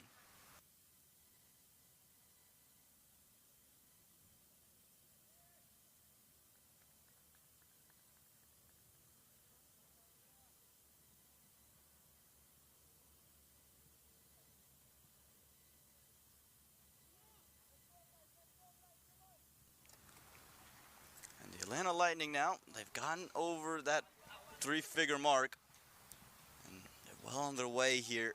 Jersey Somerset Cavaliers are going to have to pile on some quiet overs. And we're just seeing Sunny Patel leave the field. Waleed Karamola is going to come on as a subfielder. Not quite sure what the issue is with Sunny Patel. He might just be taking a comfort break. Didn't appear like he had any injury.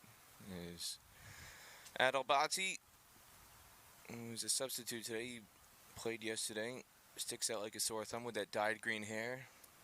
Commitment to the cause. He's taken the green colors for the Somerset Cats very, very seriously. It's all about team spirit, Peter. That's what it's all about. And this team is full of it. They bleed for New Jersey Somerset Cavaliers. They're all about getting this team over the line, getting it to championship Sunday, and lifting that trophy. And that's what we're playing for here in this Atlantic Conference Super Fours. The top seeder of this Atlantic Conference that features the Philadelphians, the Somerset Cavaliers, the Lightning, and the Fire will play Sunday against the top seeder in the Pacific. Features the Mustangs, Strikers, Athletics, and the Blazers. Siddiqui again makes room, but helps it into the leg side. He's going to fall short. A fine leg spins around him. And they'll come back for a second. It's a lot happening on Sunday in that neck of the woods, Aman. You've got minor league cricket final in Grand Prairie, just a couple miles up the road. The Patriots and the Cowboys playing at AT&T Stadium. Watch out for the traffic. Make sure you get to Grand Prairie Stadium early, or else you might get stuck in some post-game traffic. You don't want that to happen on Interstate Route 10 there. And Peter, I know you had to leave today, but I'm sure as this one's helped into the leg side, racing towards the boundary, and he'll get to that boundary. We'll get back to my point earlier, but this, how about that from Siddiqui? It's just conventional. Went for the Yorker, did Masood, but misses it and just helps it around the corner. 4 runs. Well, again, this is a case of looking to target the weak link. You had to see off that last over from Yasser Muhammad, but now taking their chances against Masood. Heave across the line. Didn't really middle it. I think he was going more for the gap between long on and wide mid-wicket, but instead he gets it between mid-wicket and deep backward square leg. 4 runs, any way you slice it. Well, seems like Siddiqui's got the memo. Guns N' Roses are in town, and he's saying welcome to the jungle. There's another one hit into that mid-wicket region. Pick up 1. Do you have your tickets? Are you going to see Excellent slash. Unfortunately not, Peter. I think I'll be with you when they start things off, but I think I'd rather be here. Where else would you rather be than at this 2023 Sunoco Minor League Cricket Championship? These teams duking it out. One from each conference will advance to Grand Prairie on Sunday night. Be a grand occasion once again. This in the air. Yasser Muhammad charging in, but it's not even gotten over there. It's gone straight up, and Siddiqui has to go. I thought for a moment it was going to carry out down the ground, but it's just gone straight up, and the wicketkeeper makes it look easy.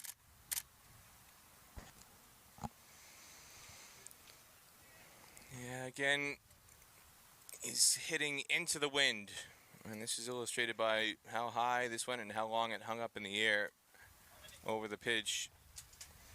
If you're going to take your risks, this is just good bowling rotation as well from Cavaliers. If you're going to take on the weaker bowlers, you're going to have to do it hitting into the wind, and this one just skied straight up in the air over the pitch, and it just started to tail back with the wind into the gloves of Katwaru. So Sagar Patel, very peculiar innings. Took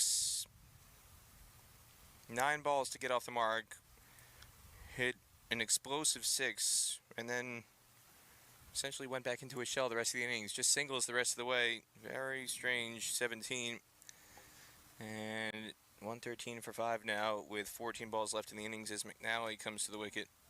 And Eve McNally, he's a big hitter. Again, he's kind of tailor-made for these roles, was up in Atlanta, and saw him come in and was able to score 22 from 6. And again, he's someone who just comes in and hits the ball a long way. Don't want to gift him with anything too full. Otherwise, you could be turning your head straight back. Go short, but too wide on that occasion. And this is the over you'd have to imagine you're attacking if you're the Atlanta Lightning. You talk about this 18th over, and you would also think about the 20th over, because you figure that Najaf Shah might have one left in him, but with the niggle, we're not quite sure.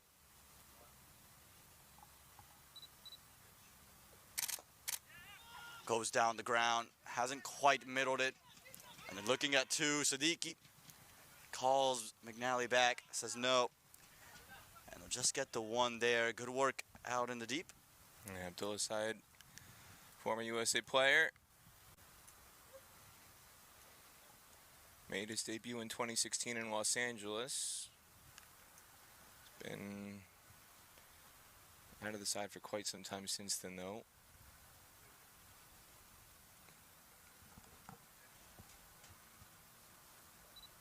Down the ground, conventional, hasn't got it. Mohamed's got work to do, puts it down. He had a lot of work to do, ran a long ways to his right, but expected to catch it. And in and out of the hands to close out the 18th over. He's fuming. He did all the hard work just to get there. He had about 25 yards to cover. Ball hung up in the wind. And again, these heaves down the ground, the wind is blowing in. So you've got to have an awful lot of muscle to clear the boundary. It's going to hang up in the air. Yasser Muhammad covered the 25 yards. Incredible effort just to get there. And you can see him slapping the turf. He's so upset with himself because he got to that ball. And he feels if he gets 2 hands to it, covering that distance, that should be one that he pouches. You talked about it before, Aman.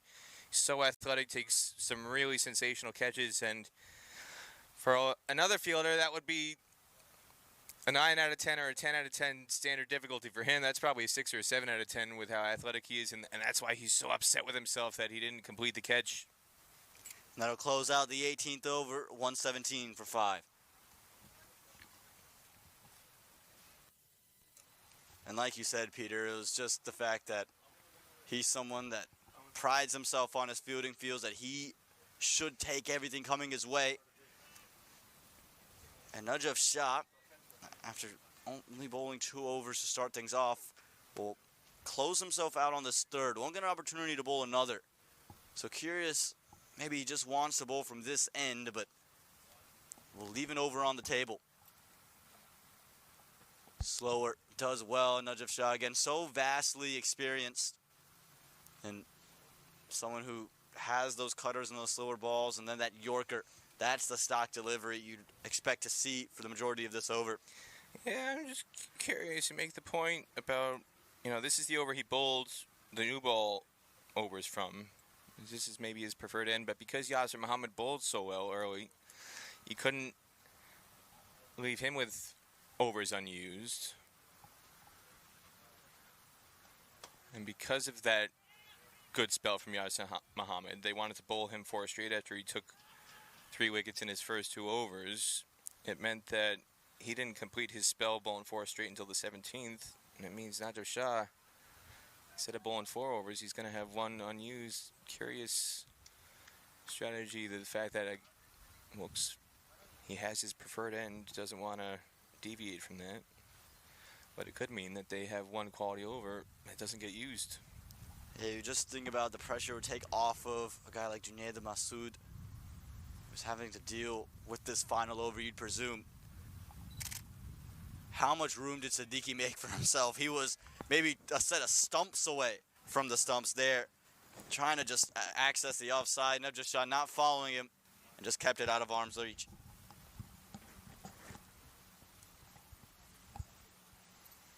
You can see why he's trying to try. There's an awfully huge gap between kind of a deep backward point, Yasir Muhammad, and a wide long off, enormous gap on the boundary. The other boundary riders long on, deep mid wicket, and a deep fine leg. So there's a huge gap on the offside. Looking to be innovative, but straight back to the keeper. Unable to get it on that occasion. We saw him play that shot a couple of times and got a boundary for one of the shots. But this time, all he could do was get it straight to Kawazu. Second time we've seen a lightning batter fall this way today. Unmukt Chand got out playing this shot from the same end. He picked out Yasir Muhammad at fine leg this time. He just feathers it off the face and it carries straight through to Stephen Katwaro behind the stumps. So twice today. Again, with the fine leg fielder up in the ring with the wind blowing in from that direction. It's a far more difficult shot than it is even under normal circumstances to get it over the wind. And twice now, it's resulted in the loss of a wicket. And that'll bring in Dexter Sween, who yesterday came in much higher than this, but I think this is the right move with how well Siddiqui and McNally played. Dexter Sween will now have the responsibility. Get this total up to 130. This is why he's in. Again, just looking to be innovative, and that ball just continued to follow him. Never gave him the room to play that shot. And this time it could only find its gloves. So now it's up to Dexter Sween. Bowled really well yesterday. Didn't have the same kind of display with the bat. And task doesn't get easy straight away. Nudge of shot. Man, you're just smiling on your screen. He's going to get a couple of opportunities to give him one of those toe-crushing Yorkers he's so famous for.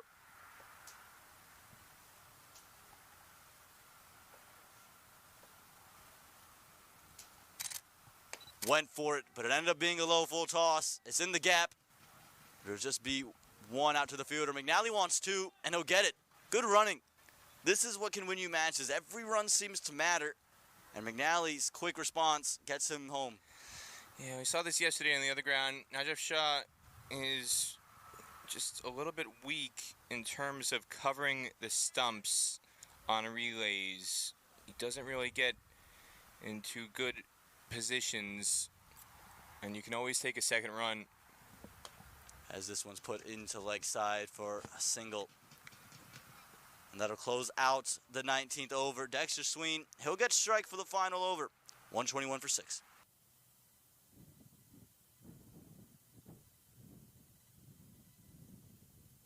And Peter, rather a curious decision to take that single that early. If you're Neve McNally, you have to think the thought process is to get the majority a strike remaining in these innings.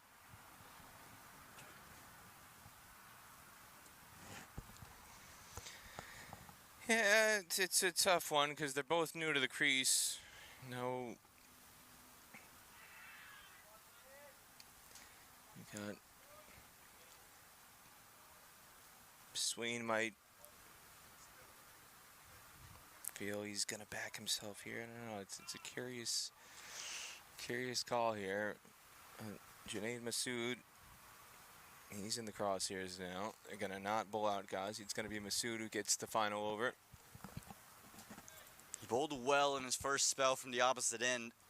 His last over, though, was picked apart by Junaid Siddiqui. Hit into the leg side. Fielders converged and keeps it to 1. So Sween does his job. Get 1 and let the big hitting McNally see out these last 5 deliveries.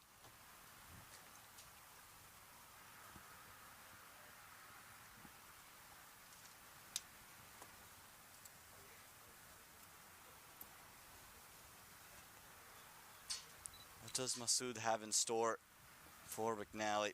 Let's see what the go-to ball is.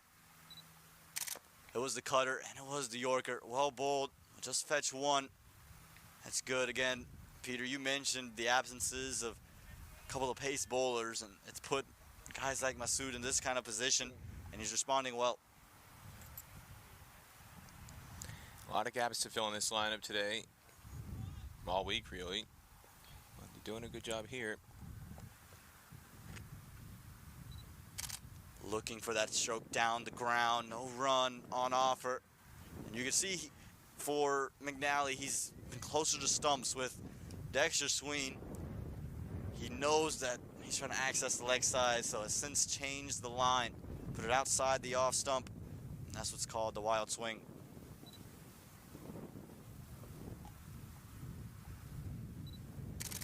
Down the ground, Yasir Muhammad this time takes it. This time, no question about it.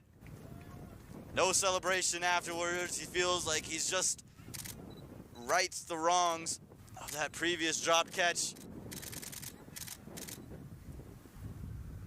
Makes a gesture back at us too, says that one's on camera. And that's the end of Dexter Sween.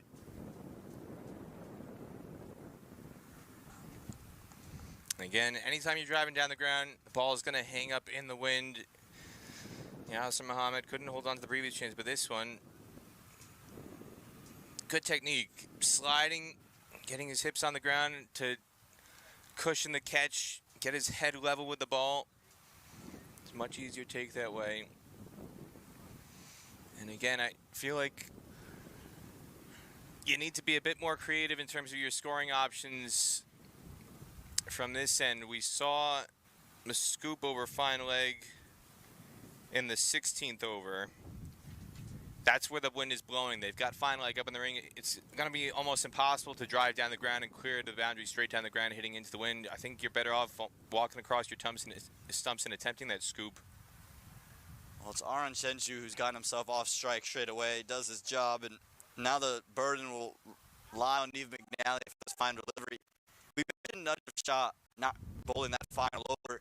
Could be maybe just him supporting his bowler, saying the wind, this is the easier end to bowl, and because of the wind you can't hit down the ground, so let me take the end where they can go and you get the aid of the wind.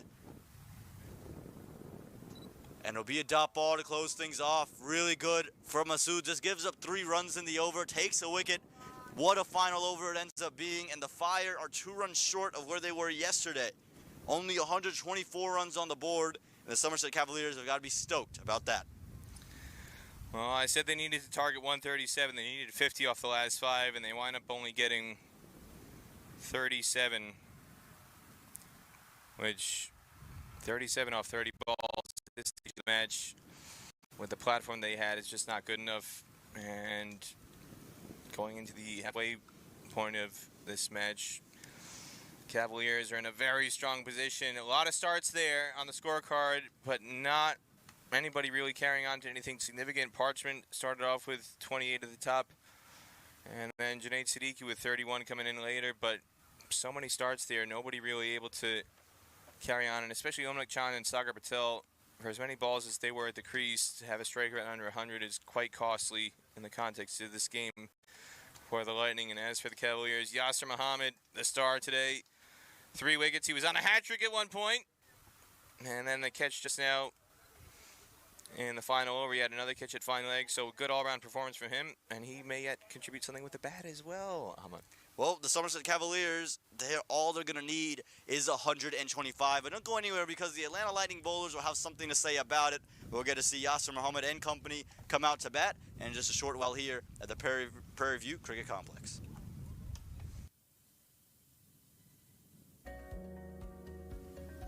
Short, pulled, backward square was in the deep, but this was well placed. That was always going to be 4 runs far, and how they've come from the east. And this year has been more about bowling, and not just the pace bowling, but the spinners. Is this one? Canadian star, he's in Bermuda right now. This one's finally gone through the infield. Just misses the length this time. It'll 20 World Cup next year in USA and West Indies. Again through the offside. This time, better. It'll be 4 runs again. This weekend in Texas. This time the outside edge. It'll be racing towards the boundary. And a new bowler for the Cavaliers, Junaid Masood. And we'll start off with a boundary. Mukjan rather quickly. So to see these two in the middle, post power play. Oh dear, oh dear. Unmucked. Season really tidy first over here. And chip down the track. Comes off the outside edge. Xavier Marshall is going to chase it in vain. So there's a big gap in front of the square leg side in the ring if he wants it. And instead he goes big. He goes very big. Way to be aware of the situation.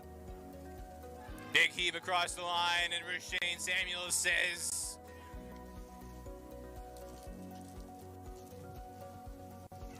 oh boy. It's T20 cricket. We don't have official ends here. We need to rectify that. Going big, and he's going to get wide of Ghazi. Out on the cover sweeper rope. It's going to... Playing in the CPL. Now he goes the other way. 6 on the offside, now 6 on the leg side. From Coach Richards and there. This is going to be a chance. Kenara Lewis settles underneath it and pouches it easily. Siddiqui again goes for it. This time gets bat on it. And as you mentioned, Peter, fine leg inside the... He's now a deep fine leg. Makes some room for himself. This time, more conventional, but a better result. It'll be 6 runs through extra cover. I leave today, but I'm sure as this one's helped into the leg side, racing towards the boundary, and he'll get this in the air. Yasser Muhammad charging in, but it's not even gone over there. It's gone down the ground. Conventional, hasn't got it. Muhammad's got work to do, puts it down. Leg, so there's a huge gap in the offside. Looking to be innovative, but straight back to the key. Down the ground, Yasser Muhammad this time takes it, and you get the aid of the wind. And it'll be a dot ball to close things off. Really good.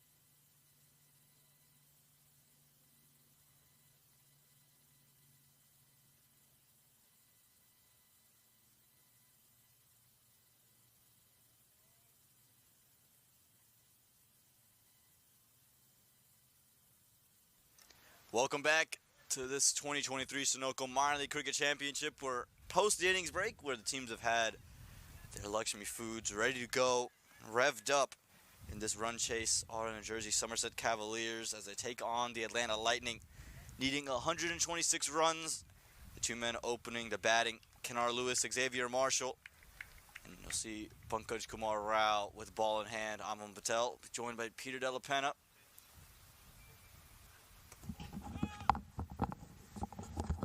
And Peter, the Somerset Cavaliers have a good opportunity here to chase it down, and they can chase this total down relatively quickly, just 126. And if they were to, 125, if they were to do that quickly, that net run rate would just take a boost, and they'd be right in the mix for that top spot in the Super 4. Yeah, they got to win no matter what. And if they can do it with a big net run rate boost, that would be a big lift for them. Again, they come into today having won yesterday, but the result overturned on forfeit. So they need to win the last two. Big shout straight away, big shout. It's come in. I think there's a point to the bat from Kenar Lewis. It's definitely very close, and Pankaj Kumar Rao can't quite believe it, but a strong shout that has come off the bat. Not just that, but I thought it was very high. We've seen a number of LBW shots the first couple of days on balls that are really high. And again, there was a deviation there, a deflection. It looked like it caromed off the inside edge. So you can understand why Kenar Lewis is maybe got a smirk on his face. But a good start for Pankaj.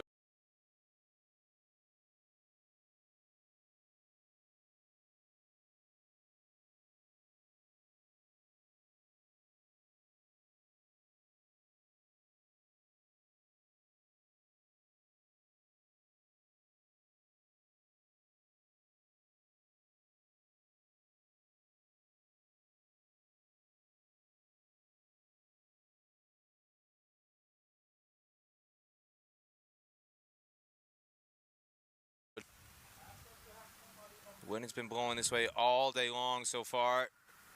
Anything full is going to disappear. Bang! Kenar Lewis.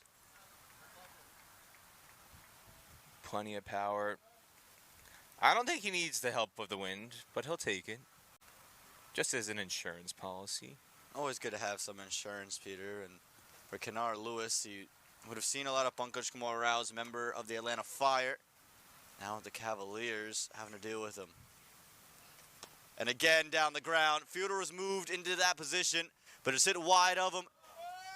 And it didn't even matter. It was 6 runs all the way, back to back for Kenar. Well, this one arguably even more impressive.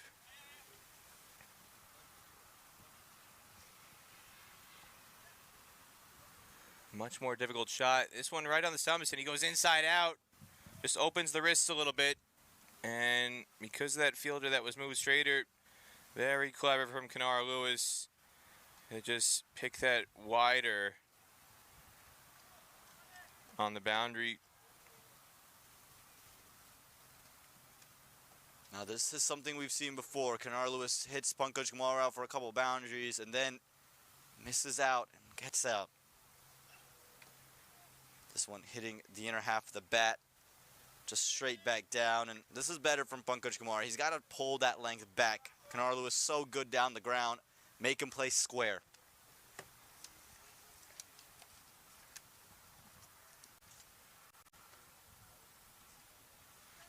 Xavier Marshall there on your screen. At the non-strikers, and he's got to love what his partner's doing. He's fashioning the MI New York helmet.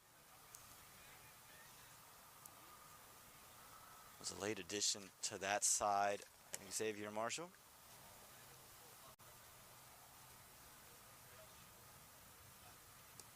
Run through third man.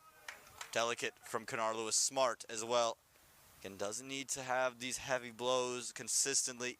The required run rate under 6, and to do this would keep them afloat. That'll close out the first over, 13 without loss.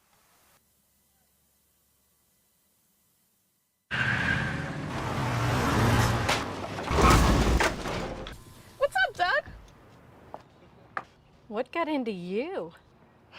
At Sunoco, we know how to fuel peak performance. Fuel your best.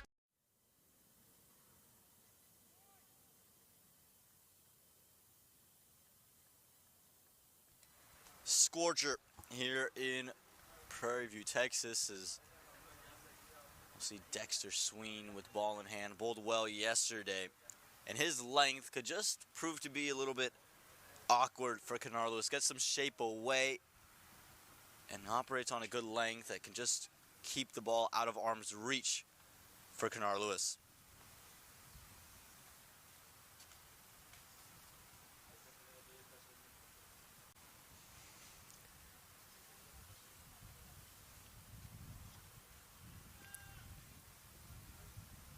McJohn is stationed out a deep cover and a deep mid-wicket for Sween, and again it's just prompting the assumption, as cover is pretty square, that the ball is going to be on a length,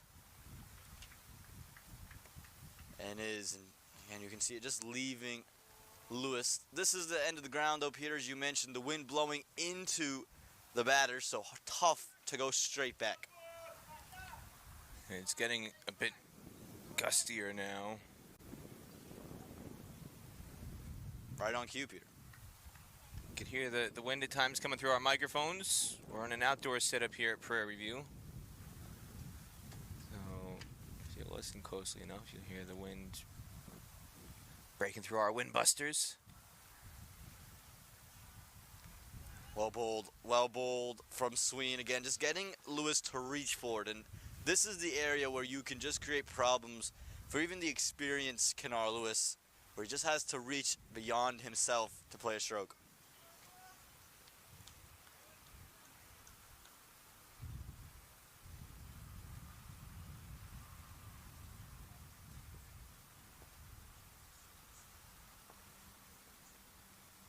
Slip in place for Sween.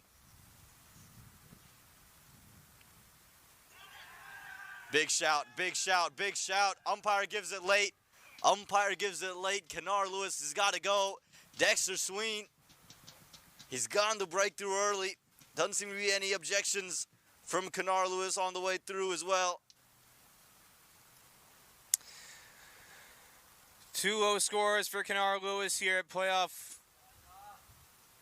week here in Prairie View, and no footwork. Just kind of fishing at that one, and the only concern from Samir Bandekar was whether it carried to the wicketkeeper. But when McChand claimed it right away, Samir Bandekar didn't really seem to have any issue with it. Shane Samuels was okay with it. Kennard Lewis is not really objecting. He's shaking his head as he's walking off. More to do with the shot than the decision. He's a bit annoyed. He's had 2-0 scores here. For somebody of his caliber, you expect a lot more. And after a fiery first over, out for 13, brings Abdullah Syed, former USA player, out to the middle. When he's locked in, he can crush it an awful long way, but his form at times since he last played for USA has been quite patchy. 56 runs in 6 innings, best of 18.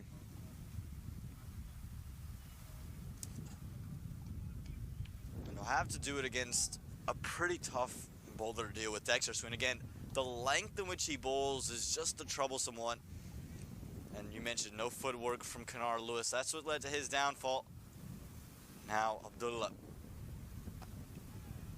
just pushes it to short cover, and again, Dexter Sween is filling in for Hussein Talat, the Pakistani domestic, and he had to miss out on this week, and Dexter Sween has come in for him quite nicely. Talat was one of the leading wicket takers for the Atlanta Lightning, and we were worried, how do the Lightning replace that?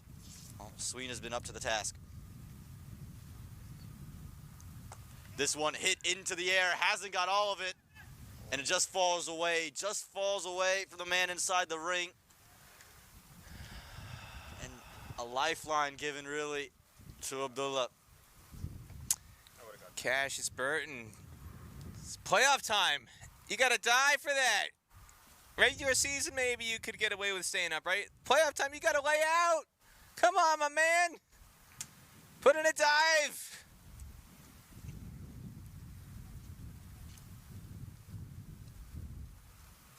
For Burton again, it's a long way down, but Xavier Marshall now get his first look at it from Sween as he leaves that one alone to close out the second over, 14 for 1. वक्त आ गया है Lakshmi basmati rice को घर लाने का। Lakshmi extra long basmati rice, इसका हर दाना हो इतना लंबा, पकते हुए महके और प्लेट पे क्या खूब खिले। हाँ, मेरे घर लाने का।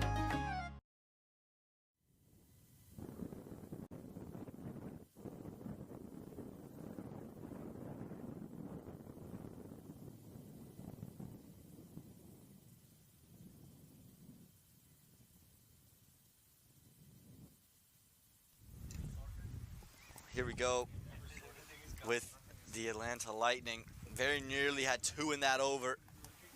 Pankaj Kumar out. He gave up 2 boundaries to Kennard Lewis, but he's gone. Got to deal with Abdullah now. Oh, helped. Oh, my goodness. Stop that. That's far too easy. That's far too good. 6 runs. I'm looking to my left, and I can see the drool coming off the sides of your lips there. After seeing that shot. Like I said, Abdullah Syed, if he gets locked in, he can be a devastating stroke maker. His average, not really an indication of the power that he possesses. And here, not so much the power, but the timing. That was exquisite. On the legs, just a gentle wristy flick, but he timed it so well that it sailed all the way over the rope.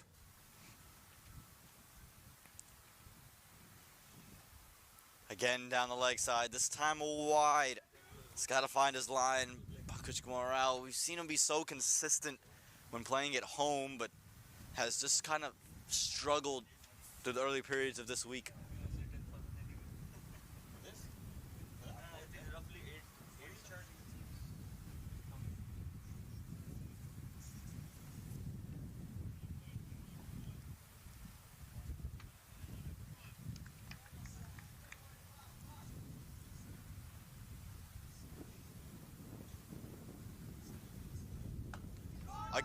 Again, bigger and better. Syed Abdullah, how about this?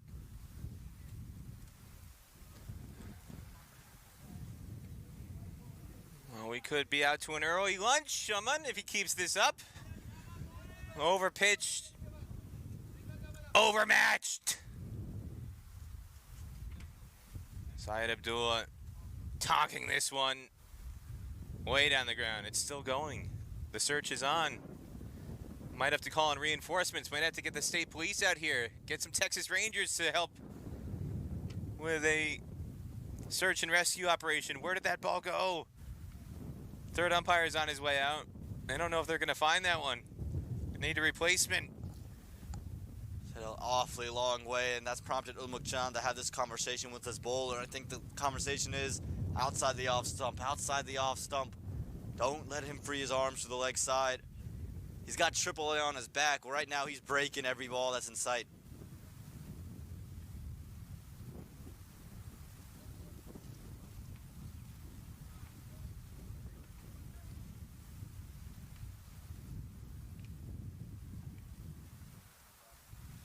And for Pankaj Kumar Rao, who's just been so good on the season, we mentioned he's just been amongst the wickets so consistently. 8 wickets in 7 innings. Has found the right line there. His economy rate has been under 8. He's striking once every 3 overs, but has given up back-to-back sixes in both of the overs that he's bowled now. And it's proved to be expensive early.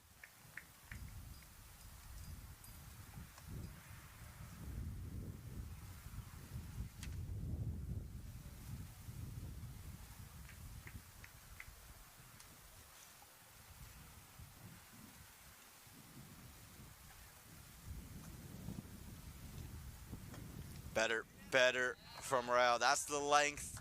That's where you're going to want to operate. It's one. But the damage is done for the over here, Peter. And you wonder now how this will affect the bowling plans in general for the Lightning, because Fani Samhadri is typically somebody who bowls a lot later in the innings, but you might have to bring him on earlier than you would necessarily like, because you don't want to leave him with overs unused. And at this stage, this match could get away very quickly.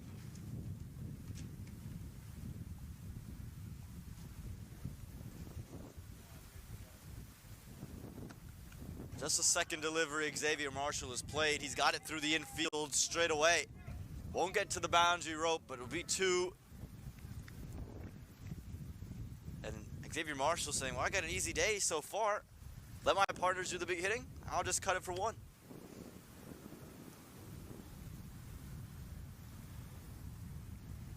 Yeah, it's not often you see Xavier Marshall being outpaced. Both of his partners so far are doing that. And if you're the Cavaliers, if you can get a victory where Xavier Marshall is lower down the run contributors list, that's a big bonus for you. And no run on offer. Even the heavy gust doesn't throw off Pankaj Kumar out there. 3 overs gone, 30 for the loss of 1. Took that last corner pretty quick. Sir, I need one hand on the roof, one hand on the pump. Timeout for Sunoco Go Rewards. Keep pumping. With new Sunoco Go rewards, when you fuel, you save, because rewards come first.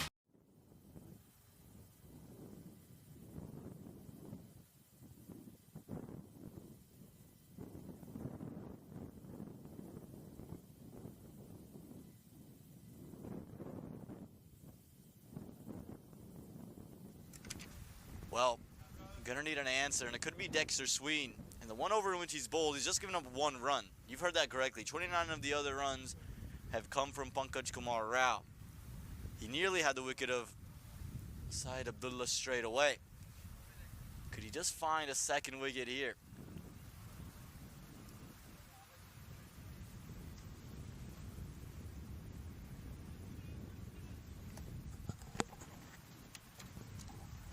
Starting off to Syed Abdullah, and again has found a liking to deliveries fuller.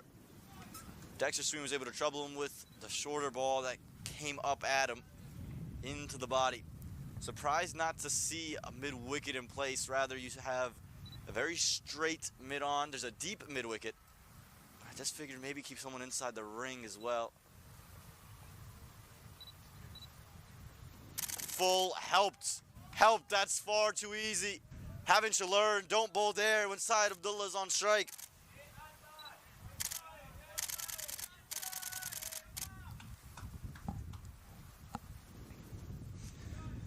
Well, again, this is really nothing more than a wristy flick. He just kind of swatted this. It's mostly forearm and wrist. No real follow through, no stride forward, not a lot of leg, not a lot of lower body in that. It's just pure upper body strength. And Peter, the field has now shifted where mid-on's gone back. It's still suggesting you're gonna bowl fuller. Why not take slip out, put him at short third, pull the length, keep that fielder inside the ring. As this one just pushed for 1. Smart batting from Syed Abdullah.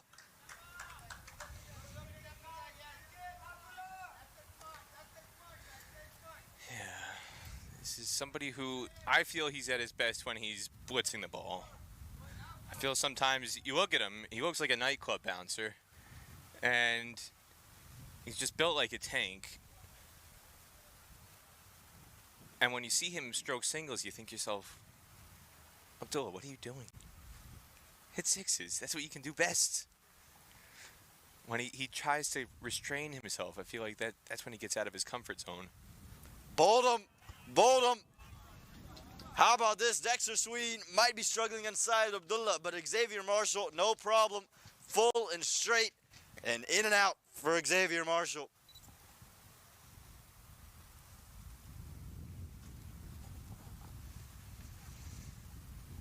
Keeping it simple. That's all you got to do on the stumps.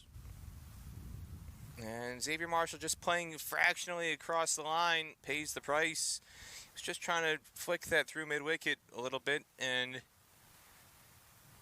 instead, middle stump is knocked back and lights up. So 37 for 2 now. Lewis and Marshall both out, and yet Cavaliers are in a dominant position with Gajanan Singh arriving to the middle. He opened the batting yesterday, so slightly different configuration for Cavaliers. It was Gajanan Singh, or I take that back. I'm saying he opened the batting yesterday. We had a bone of contention yesterday because number 80 walked out to the middle to open the batting. And we looked at number 80, and we saw him take guard left-handed. And we thought, oh, these are all the indicators. 80 on the team sheet, left-handed. It's got to be Gajanan Singh. And actually, Chandrapal Hemraj and Gajanan Singh were both wearing number 80. And we didn't realize it until, I think, the second or third wicket fell. And then we had 2 guys at the crease, both left-handed, both wearing number 80. When we realized, oh, we got an issue here with the team sheet. Well, there was a bigger issue than just him wearing number 80 from yesterday. It's why Somerset Cavaliers don't have a point on the board. But Gajanan Singh now, someone who boasts so much international experience, has 100 internationally, has quite an innings against Ireland. He scored a half-century back in 2021. Isn't going to need something crazy, though, in this innings, as this wide is given much to the dismay of Chand and Sween. We'll just, at this point, have to facilitate to Syed Abdullah, who's striking it quite nicely, 21 off 8. Yeah, he can adapt to a different role here. All he's got to do is tap it around, get the hot hand on strike.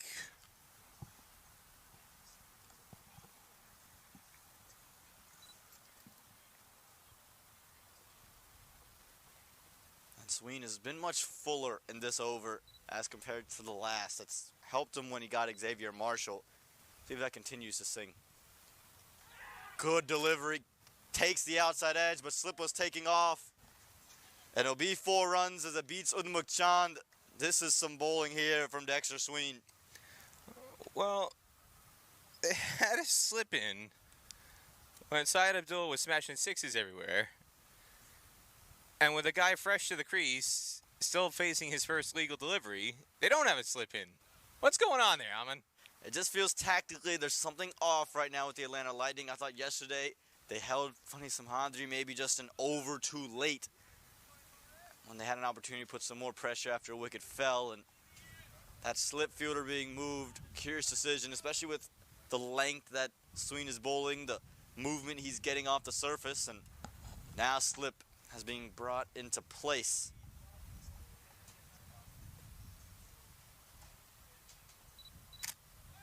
This one looking for that big drive, Gajanan Singh, and again, someone who's also just comes with his own repertoire and off-season acquisition as well. And so this team is just bulked up, has reloaded and retooled, and that's why they're in the playoffs.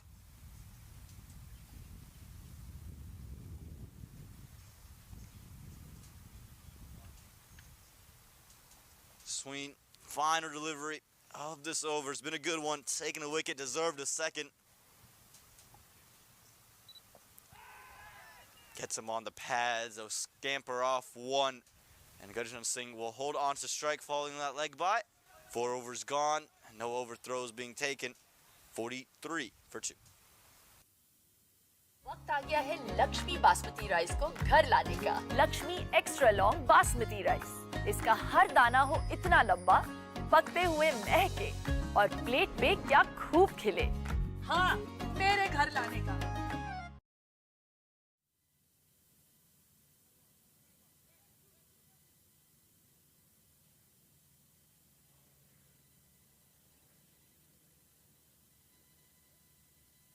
Well, Peter, if I told you that the New Jersey Somerset Cavaliers were going to lose Kennard Lewis in the second over, lose Xavier Marshall in the fourth over, you wouldn't have predicted 43 runs would already be on the board now, would you?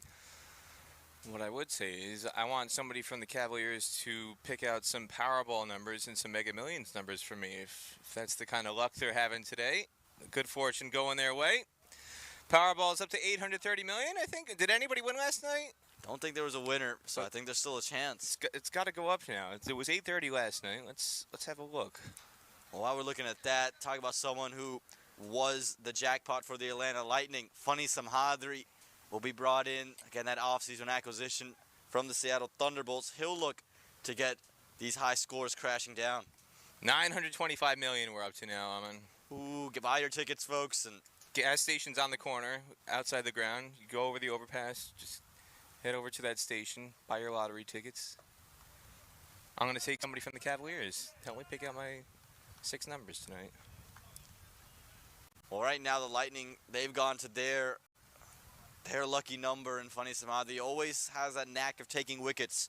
Wickets down from last season. You knew that was going to be the case. Didn't expect him to get that godly amount. But his economy also down. And that's been the real key, is someone who's been targeted. He hasn't folded under that kind of pressure of being the strike bowler. Economy down from 6 to 5.75 this season. And has really been good in another type of role. Kind of makes me think in some ways of Kevin O'Brien when he scored that 50-ball century in the World Cup against England.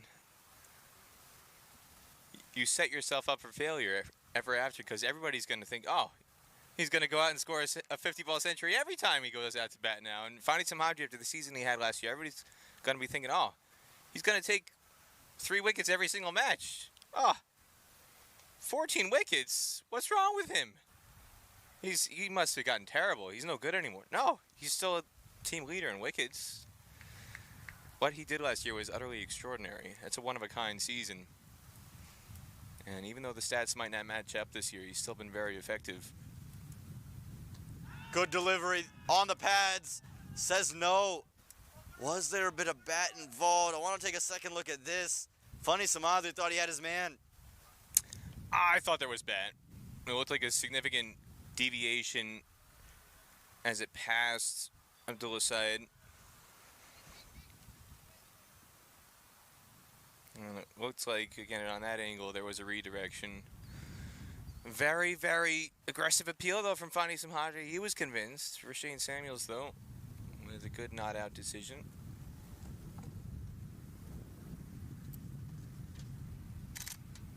Abdullah goes big again. This time it's the outside edge. Trickling towards that boundary rope. It'll be cut off. And they could look for a third. They'll settle for the 2. Good work there. But you mentioned Funny Samhadri, team leader, and maybe not amongst the wickets like he was, but you got to think this is the guy that teams are targeting now. They understand he's the strike bowler. Last season, there was Harmeet Singh, there was Shadli Van Skalkvik. There were so many pieces to go through before you had to worry about Funny Samhadri that he often was the individual you had to attack late in games.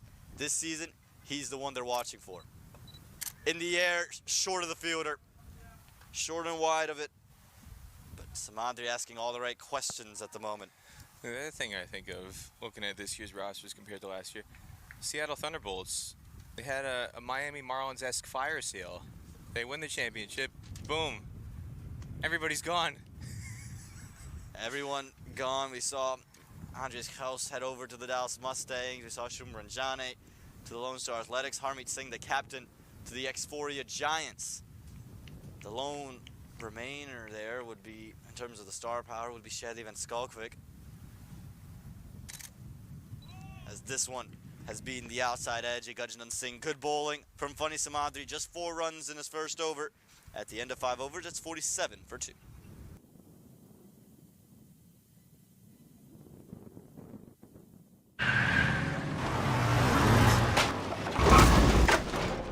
What's up, Doug? What got into you? At Sunoco, we know how to fuel peak performance. Fuel your best.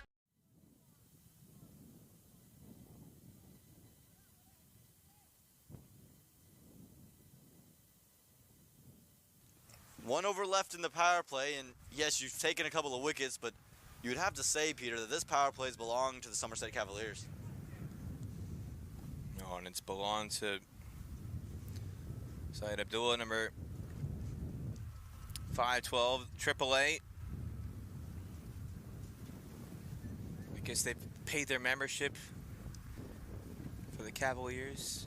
Everything's in good order. If they need some emergency assistance with some guys not here today, you've got, again, Sadman Zafar not here, Kareem Agor not here, Chandrapal Hemraj not able to be in the lineup after the ruling on the eligibility regulations yesterday. So Syed Abdullah was on the bench yesterday. They've called up AAA for the emergency roadside assistance on 290. Came straight off 290 out to Prairie View Cricket Complex, and look what he's doing.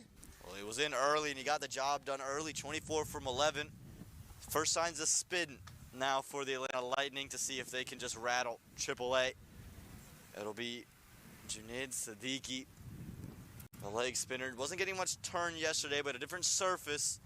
That's just proven to be one that the spinners have been able to extract a good amount of turn on.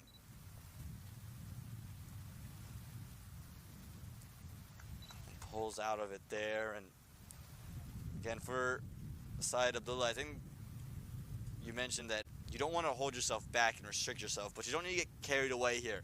Wait for if there's turn or not before deciding to go, as this one just comes straight on. And again, he's going to be hitting into the wind if he tries to go down the ground this way. You've got one more over in the power play. They've got a wide, deep in wicket and a long on in place. You don't want to take them on hitting into the wind. Short helped. That's just far too easy. Don't bowl there. Not to Syed Abdullah. He'll get a boundary every time. 4 more. Well, he doesn't need to take on long on or mid-wicket when you bowl it down the leg side. Very clever from Abdullah. Just, again, using his wrists. Shuffles across. Outside the leg stump. I'll just flex the wrists. I don't need to use the full bicep curl for this one. I'll leave that in store for later. Hasn't needed as of yet. It's just been all timing for Abdullah. As they're still looking for that ball hit into the shrubbery. And so he'll get an opportunity to get a drink in. And the ball's now in. So I wonder if the umpire is going to send the drink off. No, the drink's going to stay on. But it's been a good innings. 28 from 13. We've seen just explosive strokes through the leg side. And these bowlers have just got to find a way to make them play through the off.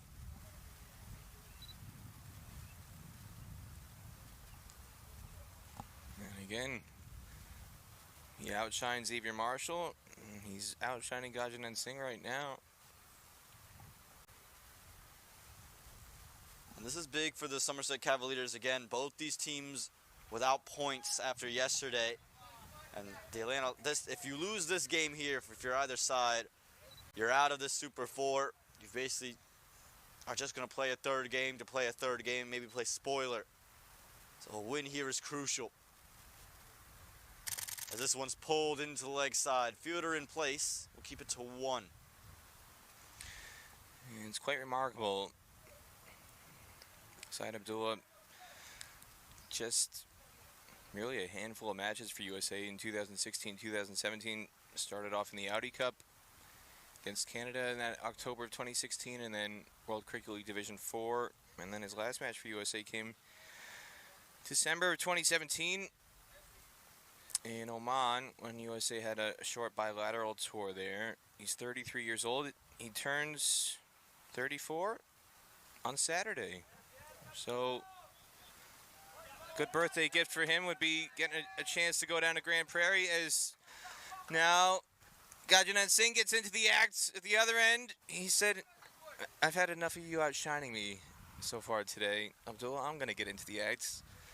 And again, too short, the length wrong from Junaid Siddiqui, and very wristily flicked away in the gap between deep mid-wicket and long on in the power play, and they find the boundary again. This is mighty impressive from the Cavaliers.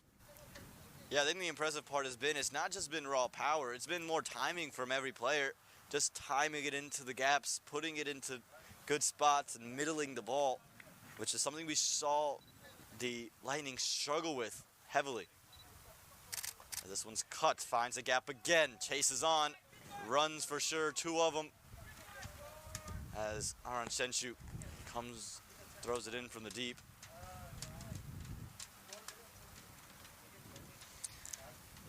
And now they're calling for water. It's hot out there. Very hot today. We're into the 90s yet again.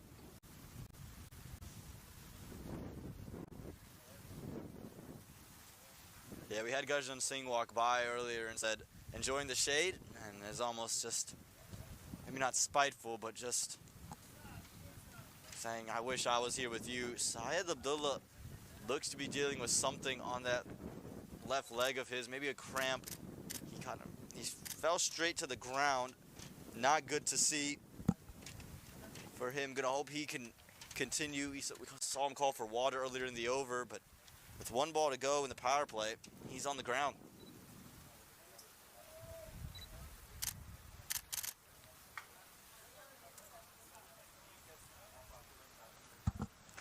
I thought we might be able to sneak in an early lunge today.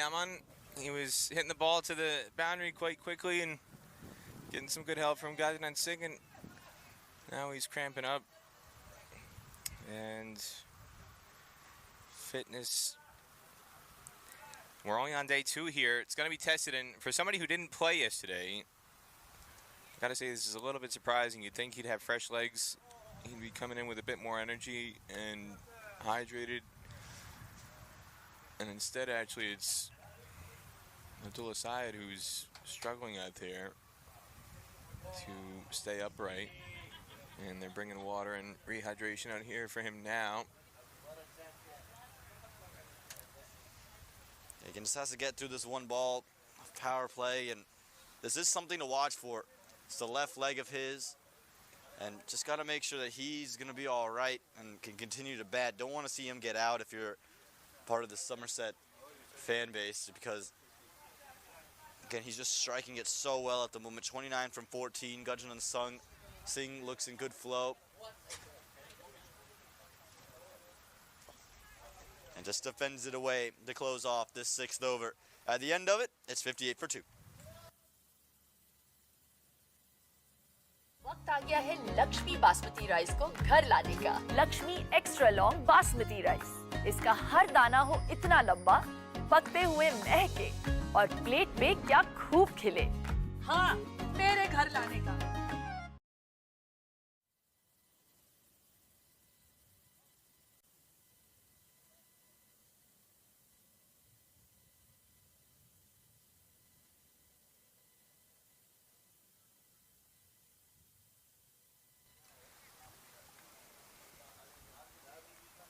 $58 for 2 after 6 overs. As New Jersey Somerset Cavaliers are in pursuit of a target of 125.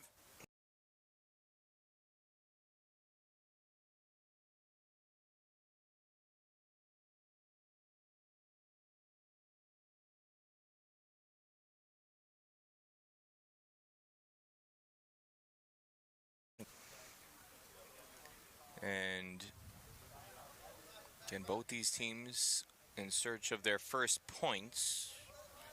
Somerset Cavaliers not technically in search of their first win. They did win yesterday against the Philadelphians, but they did not get any points from that.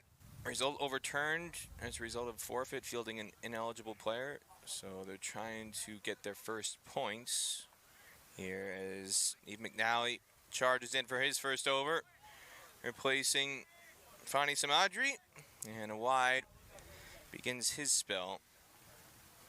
And Eve McNally, we mentioned Funny Samadhi earlier, but McNally's also been such a bright spot with the ball in hand for the Atlanta Lightning. Talk about his economy rate of 4 in his 5 innings, taking 9 wickets, striking a wicket every 2 overs, you'd say.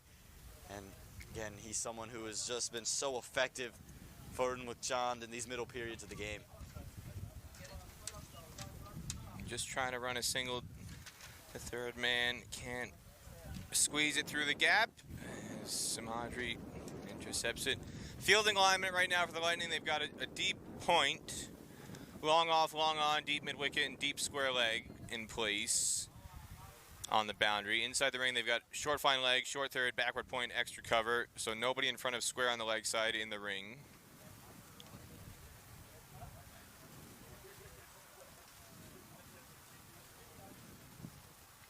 And Abdullah going big. He's going to get it wide of that point sweeper. Another boundary to Abdullah as he continues to scorch the Lightning. Yeah, just too full, too wide, and Abdullah's been in such good nick here today. That was just always going to go to the rope for 4. Again, full, wide, and just timed very nicely. Placed well in the outfield, too. And again, with all the wickets still falling, Abdullah's been the stabilizer. 33 from 16, and it's just with those lusty blows. We've seen it through the leg side, now through covers. The Lightning just have no answer, Peter.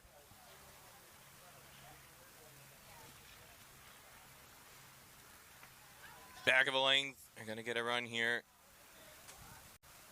As Rashane Samuels signals leg by.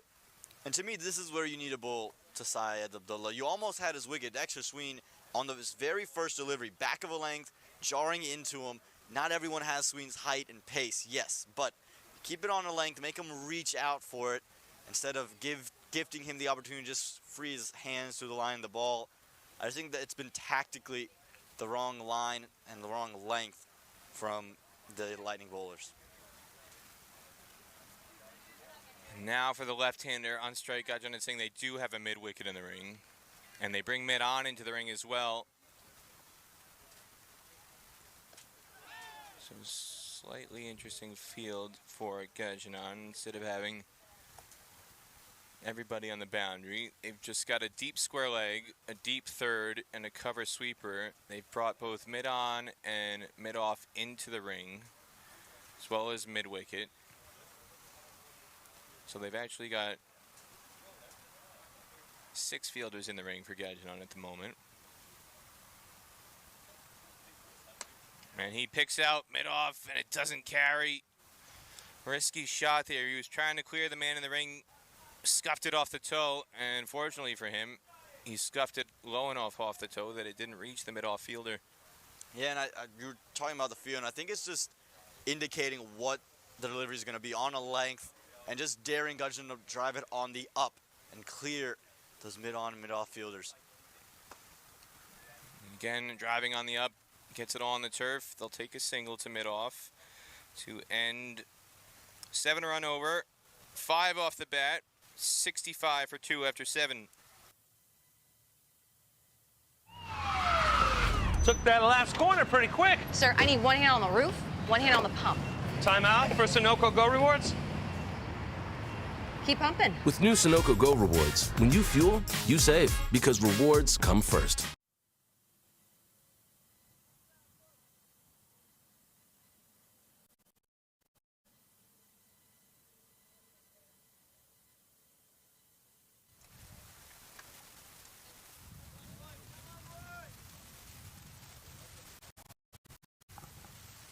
We're in the presence of greatness. Aman, the Dallas Mustangs squad has arrived in pursuit of the championship.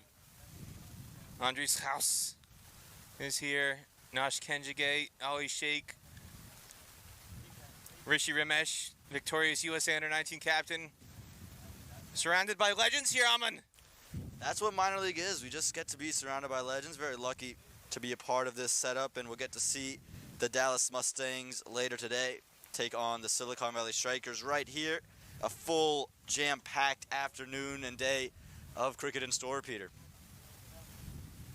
I tell you what, I'm surprised Nash Kenjige is here today. I thought he moved on from us. I thought he was hanging out with Tim David and Rashid Khan, and I'm surprised. You know, he's I thought he was gonna big time us today. He's used to hanging out with the big boys nowadays. He's come back to hang out with the normal people today. And he's got a kick out of this as we see Fani Samhadri change ends bowling into Gajendra Singh. And you know what? I think that's the beauty of minor league cricket. You get an opportunity to go play Major League, play with those guys, and bring that experience down to this tournament here.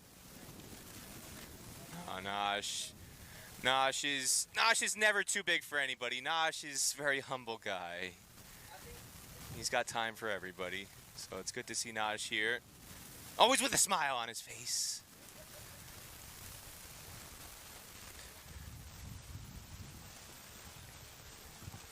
And now we get to see Funny Simhadri, another man who always seems to be smiling. He'll have an opportunity to bowl to Syed Abdullah. And again, Funny Simhadri, someone who likes to be fuller, has to be careful. But I like the change from Mukchand, bringing him from this end of the ground. You mentioned the wind, and that's key. Bowling this full, let the wind help you. And Abdullah pinned down here by Simhadri.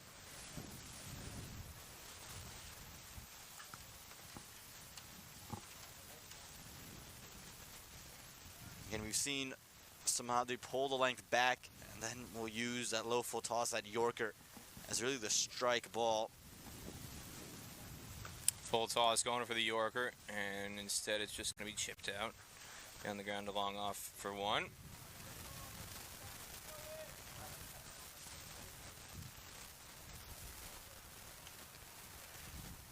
And again, for Mukchand, this is your trump card. You're going to see him use Simhadri throughout the innings and use him really in tandem with McNally. Let them both build pressure and let one of them take the wickets. Swing and a miss this time from Gajanan Singh. You know, this wind is almost a double whammy here, Peter. You have the wind blowing and almost adding a yard of pace to Simhadri, and then you can't use that pace back down the ground. The wind's going to hold it up.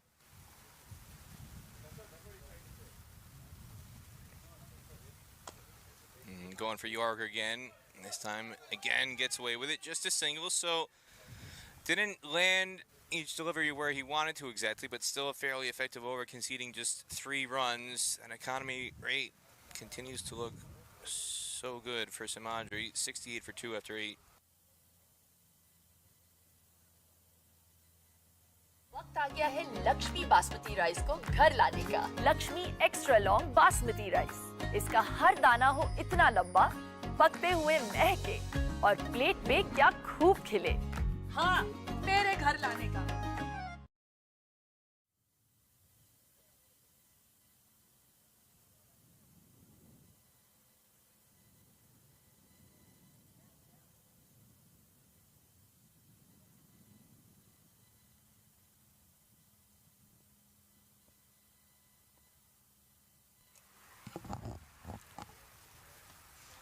This one off the pads. They're going to take at least a leg by.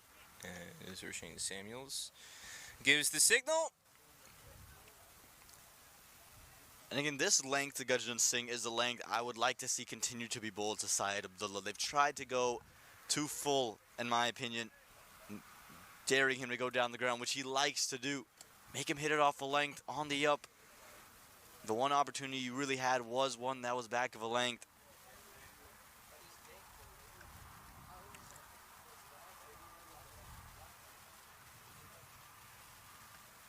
Heave across the line, called through for a leg by, as he can't connect where he wanted to. There was an awful lot of space over backward square leg where he was targeting.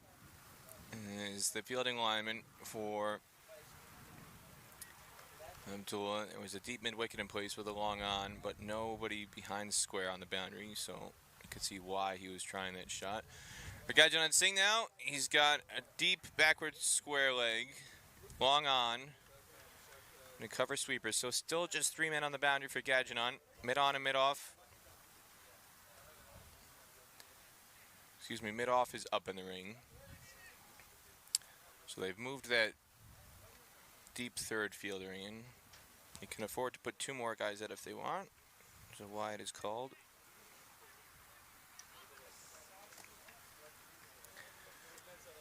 Short third. Short fine leg, backward point, extra cover, mid-off, and mid-wicket. Those are the ring fielders for Gajanan Singh at the moment. And that deep backward square leg fielder, he's fielding about 15 yards in off the rope. This one sliced in the air. It's going to carry to the point. Sweeper. Easy catch. It's not often you see the sweeper in a catching position, but that one just sliced off the edge. He was trying to go over mid-off up in the ring. Didn't middle it. And the wind held it up long enough for the catch to be taken. 71 for 3. McNally strikes. He does this so often, and it was the pressure brewing from his first over and Simhadri's second as Sagar Patel comes down with that catch. And can you just take another look at this? The outer half of the bat, just trying to take it over the top of that mid-off fielder who you mentioned inside the ring. and all he could do was pick out Saga Patel in the deep, and McNally strikes once again. Yeah, just tumbling to the ground on his knees just to cushion the catch, make it a little bit easier to come in, and means Sean Finley is going to step out to the middle now. And the Cavaliers just dented a little bit in their progress. They're more than halfway to the target. It's only 125 they need, so less than a run of ball required from here. But you never know. Still Syed Abdullah out there. Still someone who is striking the ball quite well. For Sean Finley, the 5th leading run scorer for this Cavaliers side. And again, the stats are deceiving for how good these players are because the Wickets up in that northeast area just hadn't played quite well. But it is 8 innings, 89 runs, a 104 strike rate. And again, all these players, if you're able to hold on to an end, you were just able to keep yourself in the game. And that's all that's required. For me, if you're the Cavaliers, you don't need a lot of big strokes. A required run rate well under 5. It's just continuing to get those singles flowing. Don't let that pressure build. And with someone like Syed Abdullah at the other end, you know a boundary hitter's in the middle.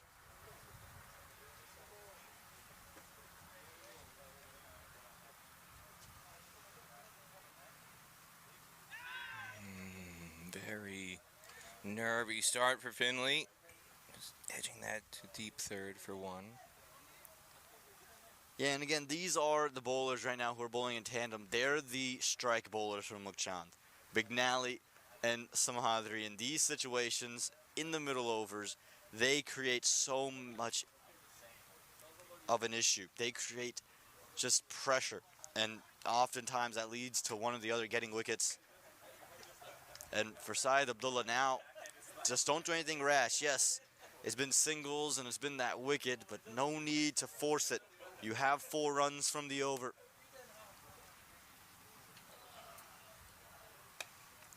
He picks out deep mid-wicket. It just falls in the gap between the 2 boundary riders. It was in the air a long time. Thought it might go to hand, but it just falls wide, and they pick up 2 in the end. Yeah, again, you have to enjoy McNally here adjusting to the situation, understanding that he's got to pull the length back, does so, and Abdullah, it's high off the bat, didn't quite come off the middle, and that's why it's given Aran Shenshu in the deep an opportunity to stop this one. Plugs in and does well to just push it ahead. Slower ball now, tapped out to cover to end a 6-run over. With just 3 off the bat and a wicket going down, it's 74 for 3 after 9.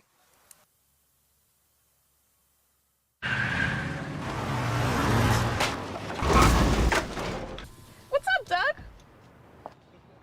What got into you?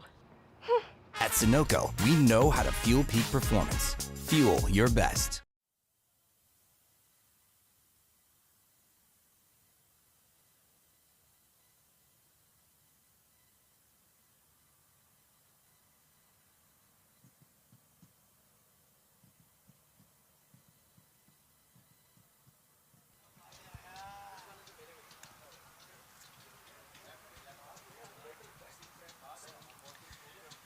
So just 51 required now off of 66 deliveries. Should be straightforward for Cavaliers, but stranger things have happened on a cricket field. Anything can happen, and that's why we're going to get a look at, I believe, Jesse Bhutan with ball in hand. Isn't called upon much to bowl, but is given the ball here. Azul Mukchand, he's searching for another wicket. And a wide first up. Suno Narayan type of action there, Peter. Behind the back, running in, left arm comes up and then rifles it in from that length, the mystery spinner. More flight this time and onto the front foot. Here's Finley to block that out. And Finley also one of the more enjoyable cricketers in terms of he's just always in a good mood, enjoys himself. Winds up this time. Nothing but air. Just got drawn into that slog sweep and just got to be careful. Again, push it down the ground. Get one. Don't let Jesse Bouton escape this over. You can see Finley getting a little bit antsy. This time he just stabs it out into the covers for one. And you got to wonder, Peter, those 2-dot balls to start the over. Only 2 runs from the first 3. Does Abdullah now try something? Does he try something rash? And is this why the spinner's been brought on? Because of the fact that, you know, you could just tempt Abdullah into a rash slog sweep where he opens up his stumps.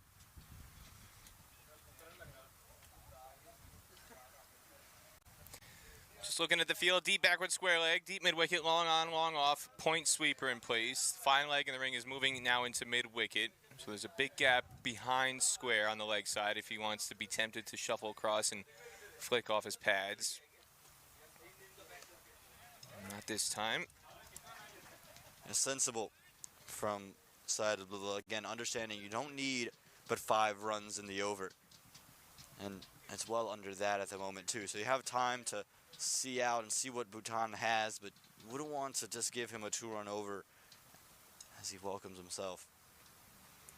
And again, he identifies that gap behind square. There's an awful lot of space there, the fielding lineman. And then this time with more flight on the delivery, gives him an opportunity to shuffle across his stumps and flick it behind square to seize on that gap for 4 runs. We were just mentioning you don't want to let Jesse Bouton escape the over and just go about his business. Inside Abdullah this time straying and moving over and just helps himself. Creates that shot there. Was on top of the off stump, but up for the task. And now it sparks a change in the field, but it's not going to matter. Fine leg moved across from mid-wicket. Syed Abdullah says, that's all right. I'll just clear deep square leg.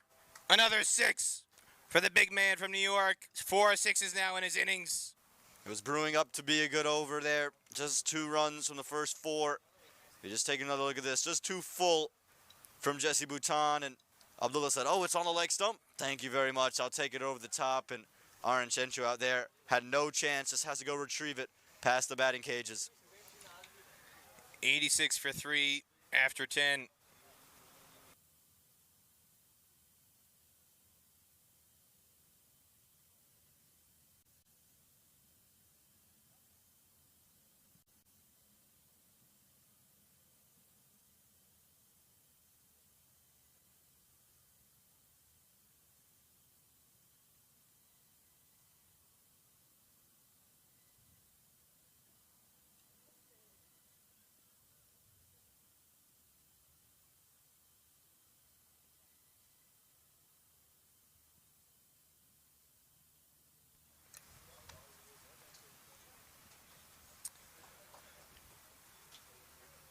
Just 39 required now off 60 balls for the New Jersey Somerset Cavaliers.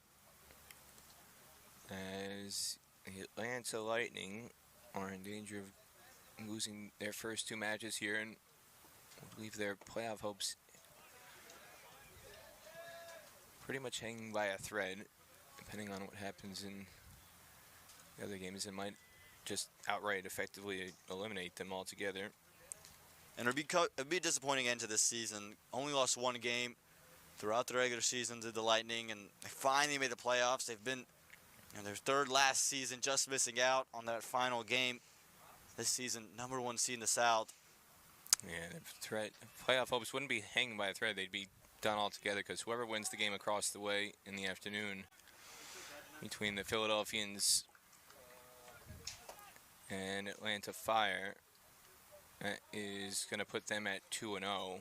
So there's no mathematical way that the Lightning could come back. Whoever loses this game is effectively eliminated. So it's do or die right now for the Lightning.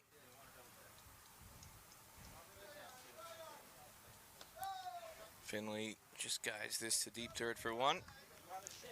Yeah, and even though Finley hasn't looked comfortable, it's not mattered. Again, the situation, it comes down to the fact that the Lightning just never put that partnership together to give them an opportunity to accelerate and put a score of 130, 140. We felt they were somewhere 15 to 20 runs short of where they needed to be.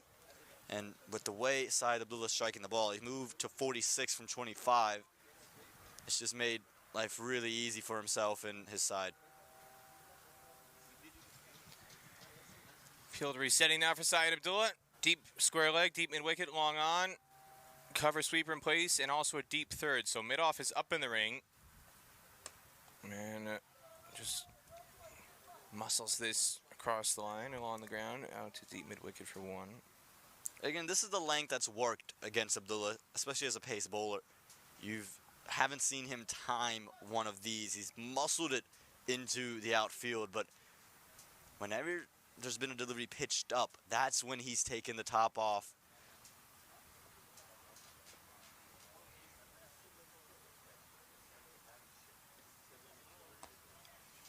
Finley just being watchful here.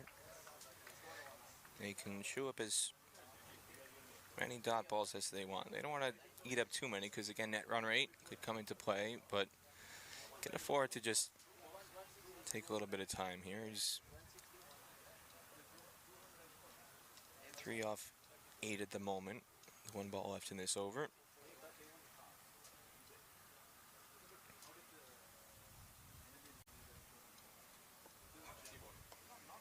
Again, he's just looking to tap it.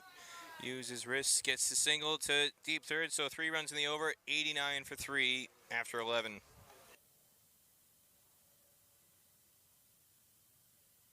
वक्त आ गया है Lakshmi basmati rice को घर लाने का। Lakshmi extra long basmati rice. इसका हर दाना हो इतना लंबा, पकते हुए महके और प्लेट पे क्या खूब खिले। हाँ, मेरे घर लाने का।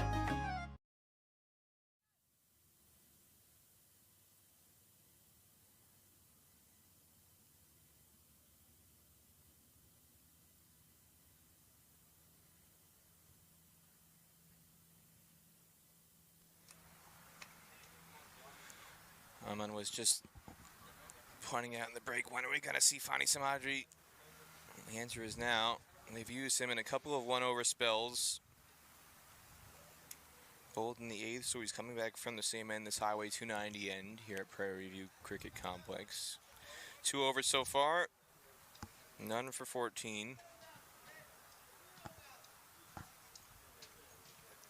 Yeah, and the reason I'm looking for Fani Samhadri here, and I think yesterday, Ulmukjan waited 1 over too late. They took a wicket, had an opportunity to build pressure, use them while there's still runs on the board. Check that none for 7 his stats right now. I'm trying to amalgamate Samhadri and Siddiqui. Siddiqui's none for 11 in his 1 over. Fani Samhadri 2 overs, none for 7 coming in here. Concedes a single off the first ball. Going to be operating into the right-hander. This is the prize wicket. Sean Finley has not looked in any type of touch today. It's been Syed Abdullah, who's on 47, just off 26 deliveries. If you take his wicket here, you can just put a little bit of pressure back on the Cavs. Backs away from leg stump, slices this over backward point. It's going to backspin away towards the rope, and it's going to bring up a half century for Syed Abdullah. And he gets huge cheers from the New Jersey Somerset Cavaliers tent. The big man brings up the 50 off of just 27 deliveries. It's a half century to remember. If your side, Abdullah came in when wickets were falling, really it just felt maybe this game could slip out of their hands, but a couple sixes early and just never let off the pressure. Striking just under a 200 strike rate, and again, a brilliant innings for Syed Abdullah. And as he was promoted into the side today, he's made use of it. Again, that 4 off the outside edge, but he's done his job. Got his team to this point. He'll want to carry on though from here.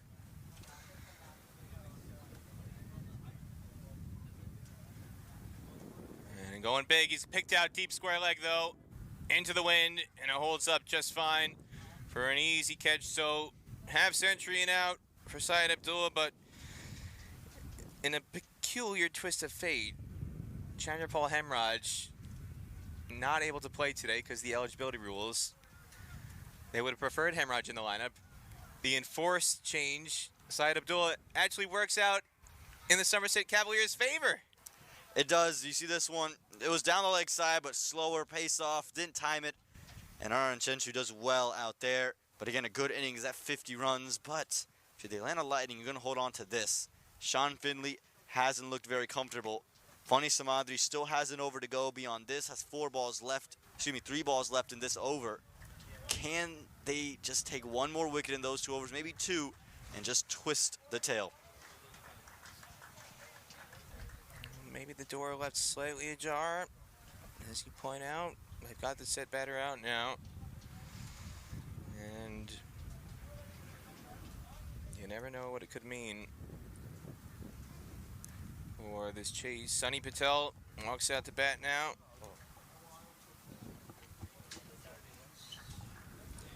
And Sunny Patel, so far today, none for 18 in his 4 overs with the ball. That was his contribution with his leg spin.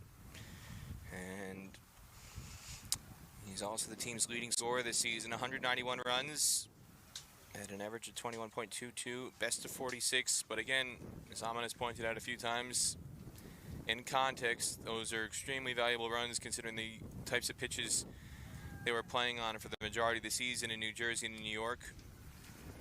Yeah, and it'll suit this type of situation too for Sunny Patel. Doesn't have to come in and hit boundaries. Doesn't have to come in and score straight away, especially against a guy like Funny Samadri. You have your 5 runs in the over. You can just see out the rest of this one, see out his final 6. You're in the game. Zips in the quicker ball. And it's delicately flicked through square leg by Patel to get off the mark. And Funny Samadri would not want to leave this over without just troubling Sean Finley. He has an opportunity to bowl at the man who's been struggling. If he can take this wicket, bring the 5th wicket on the board, it could just be a huge momentum swing. Back of a length on the hips, tucked away out to deep square leg for 1. So that ends 7-run over. Wicket falls 96 for 4 after 12, chasing a target of 125. Took that last corner pretty quick. Sir, I need 1 hand on the roof, 1 hand on the pump. Timeout for Sunoco Go Rewards. Keep pumping. With new Sunoco Go rewards, when you fuel, you save because rewards come first.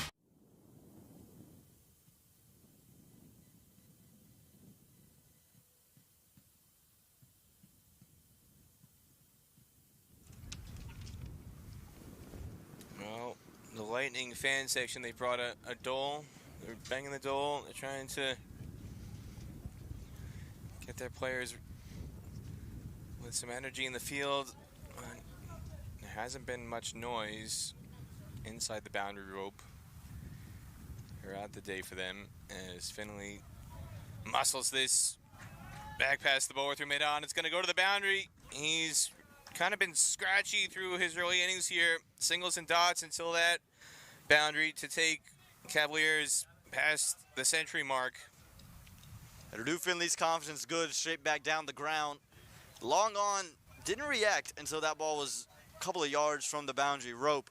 But a good way to start this over because McNally is that strike bowler for the Atlanta Lightning. Just gave up 13 runs prior to this in his 3 overs, has taken that wicket. And so to get that 4 early just puts the pressure back on the Lightning. Take another look. Again, just pummeled it straight back down the ground and evaded that dumps straight back. Good comeback ball this time from McNally. Yeah, and again, for Sean Finley, doesn't have to do much. Hasn't looked in complete control, but any run is valuable. You've picked up 4. That's all you need for the over, as the required run rate just a hair above 3.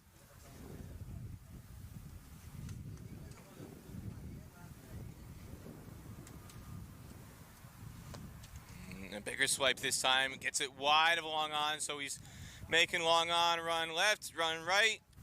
And this time he picks up 2. Good work from Sean Finley again. It hasn't been an easy stay in the middle for him, but he's now finding gaps, finding the middle of the bat. And again, just don't throw your wicket away. And this is smart from Finley. You didn't see him try to overhit that, just placed it into the right area. McNally has to find a wicket in his final over. And again, Finley goes bang. Straight back past McNally, straight over the rope. 4 more. Brilliant from Finley. We've talked about his struggles. Well, struggling no more. Back atop the 100 strike rate, and he's like to go straight back down the ground. Got used to the length of McNally's bowling. Touch fuller. Aerial this time, but pretty much in the same exact spot. Picks up 4. And again, this is so crucial for net run rate purposes for the Cavaliers to close off this match as soon as possible. And now the target just 19 runs away. As we might have a visit from the third umpire here.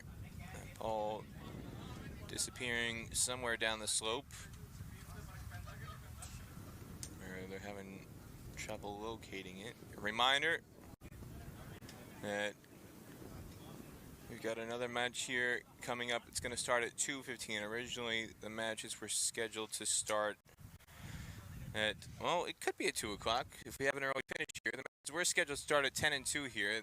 This match started at 10:15. We had a slight delay at the start.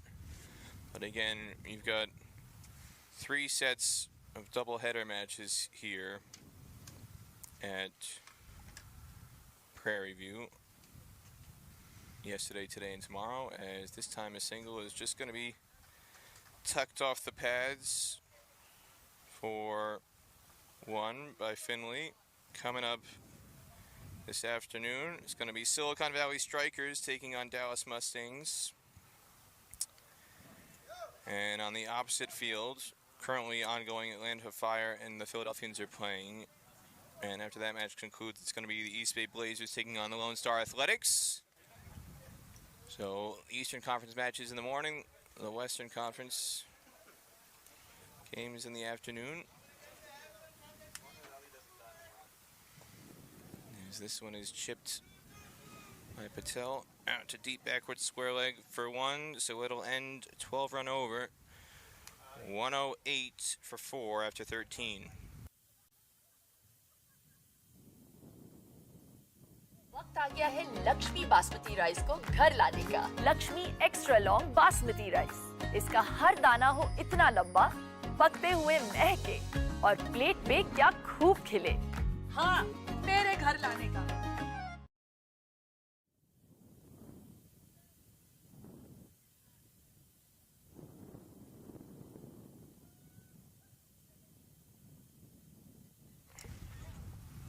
Welcome back to this Prairie View Cricket Complex. I'm Patel, joined by Peter Della Penna. And Peter, we've seen what has been a clinical performance from the New Jersey Somerset Cavaliers.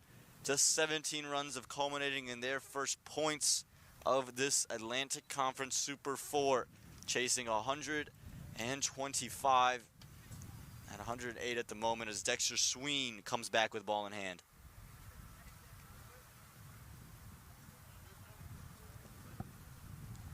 Yeah, shaking off whatever mental scars there were from overnight this morning.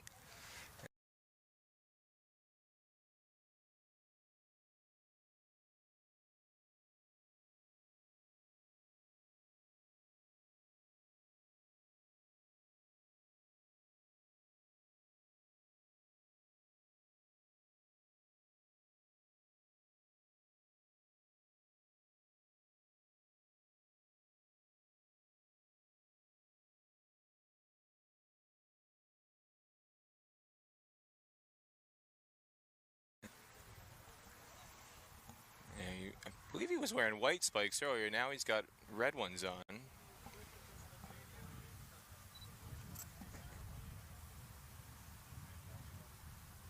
See if you can draw a wicket here with the red shoes. I'll just run down nicely. And again, this is not about being economical anymore. The required run rate under 3. It's about, can you take wickets and can you take them in a hurry? Surprised maybe not to see Funny Samhadri in this over. Saving one more over of him. Peter, what do you think the rationale from Umlik Chand is to just keep his wicket taker off for one more?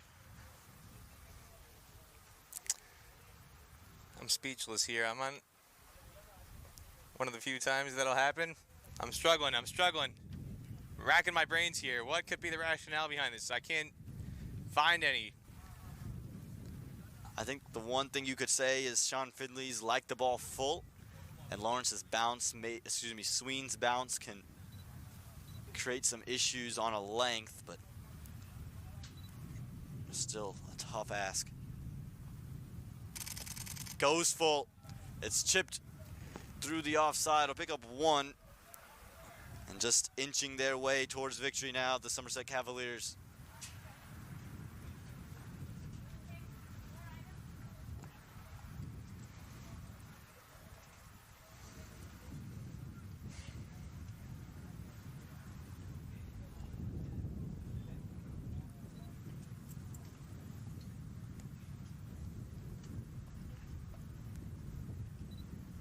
Dexter Sween, again, his X factor to me is the bounce.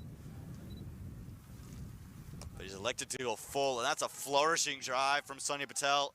Just steps into it, gets it through the offside, picks up a boundary.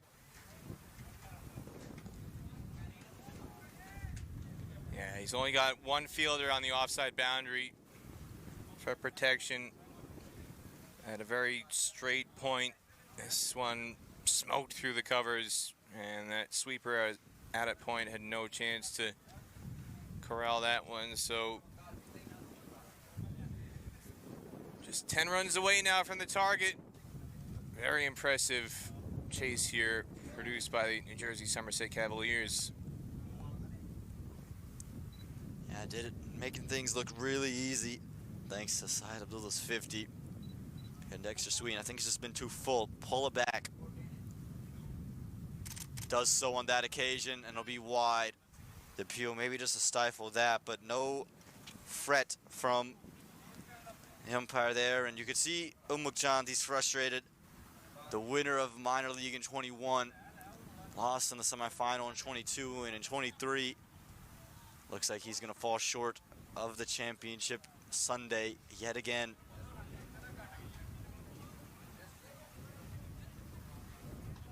Slower ball, dealt with nicely. We'll pick up 1.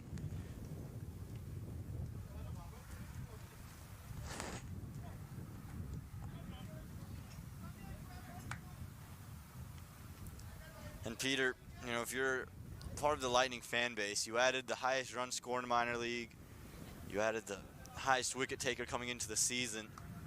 And there's so much promise with the pieces that were already here. And right now, it looks like there are hopes of a minor league championship with how often we see players move come to an end.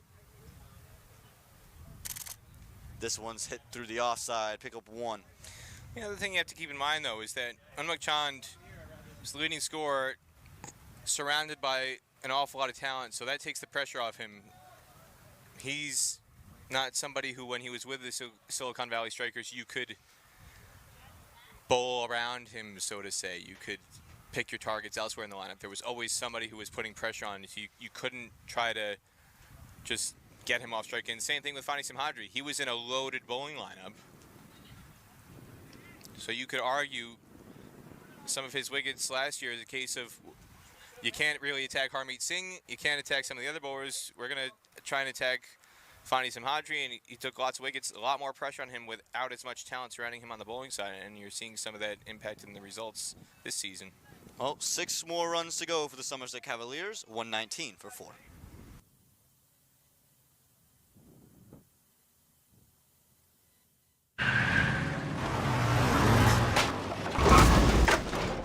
What's up, Doug? What got into you? At Sunoco, we know how to fuel peak performance. Fuel your best.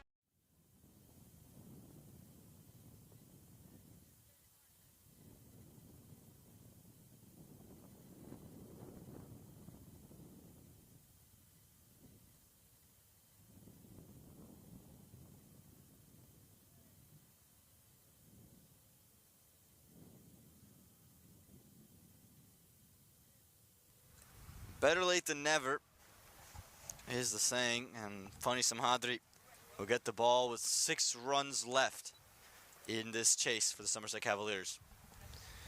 Just to continue the point from before the break, there's a couple of factors at play. One, the type of talent that they're surrounded by this year. Two, you brought it up a bunch with regards to the... This one's pushed down the ground. Could be a boundary. Now just hold up. And for one. The lack of the surprise element anymore with Simhadri.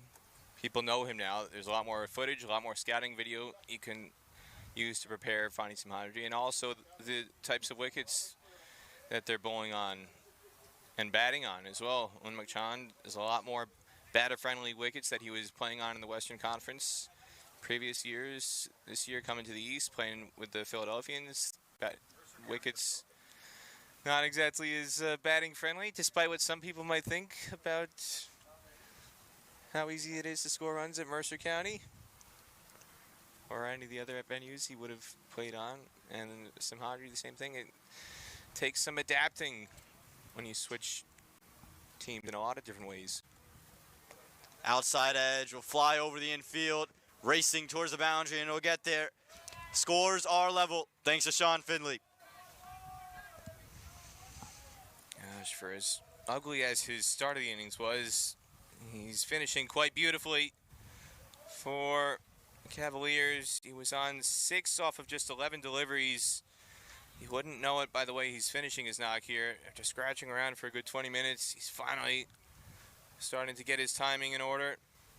And the strike rate now over 100 with scores level and a chance to finish off the match. Big shout, not given. And there it is, winning runs for the New Jersey Somerset Cavaliers. Sean Finley gets them, and the Cavaliers, it's a clinical day, a clinical victory. They finish it off in 15. They make this chase of 125 look effortless. And it also means the Atlanta Lightning have been eliminated from contention to advance to Sunday's final in Grand Prairie. But the Cavaliers are still alive. It all depends on what happens tomorrow. Everything to play for tomorrow for the Cavaliers. The Lightning potentially a chance to play spoiler, depending on the results. On the other side of Prairie View Cricket Complex is Abdullah Syed with a fiery half-century, 4 4s and 4 6s, and that 51 off 28 balls set the tone in the chase. And Finley finishes it off with his 24 not out as the Cavaliers pick up 2 points. And on the bowling side, Dexter Sween with 2 wickets. Fani Simhadri, their leading wicket taker throughout the season, finishes with 1 for 20. And Neve McNally, the other wicket taker for the Lightning, 1 for 25 in his 4 overs. But a reminder, this is just the first half of doubleheader action here at Prairie View Cricket Complex.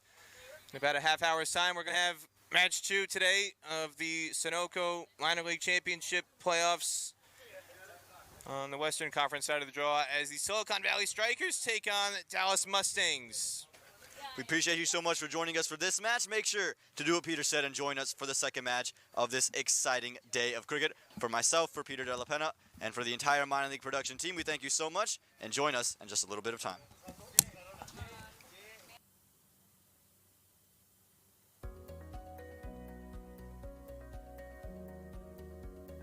It's come in.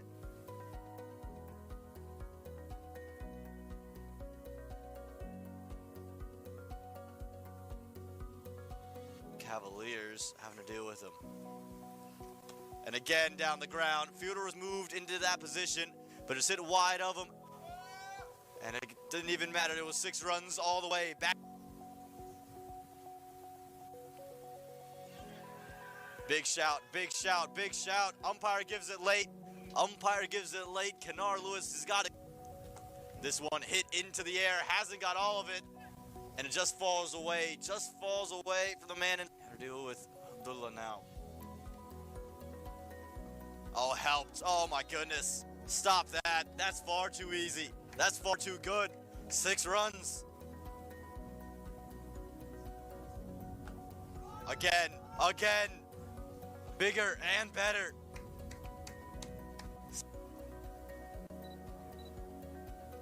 Full helped. That's far too easy. Haven't you learned? Don't bowl there when side of Restrain himself. I feel like that's when he gets out of his comfort zone. Bowled him.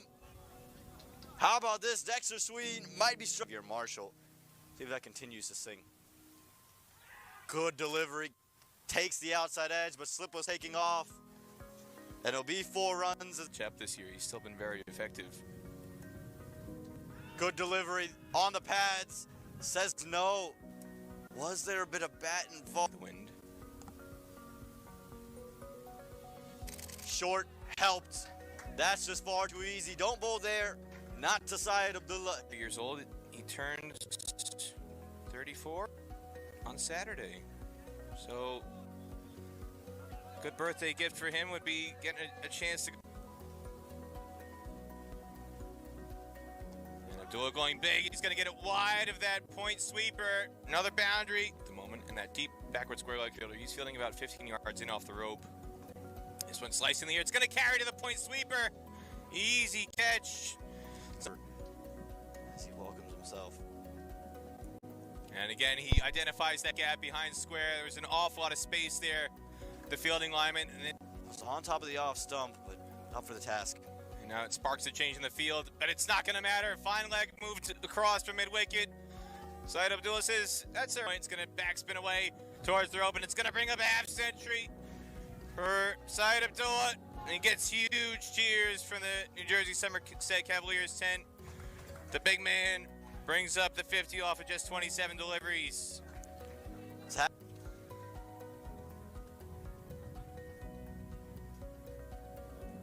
And going big, he's picked out deep square leg though, into the wind, and it holds up just fine for an easy catch. So inside the boundary rope, we're out the day for them as Finley muscles this back past the bowler through mid-on. The wicket in this final over.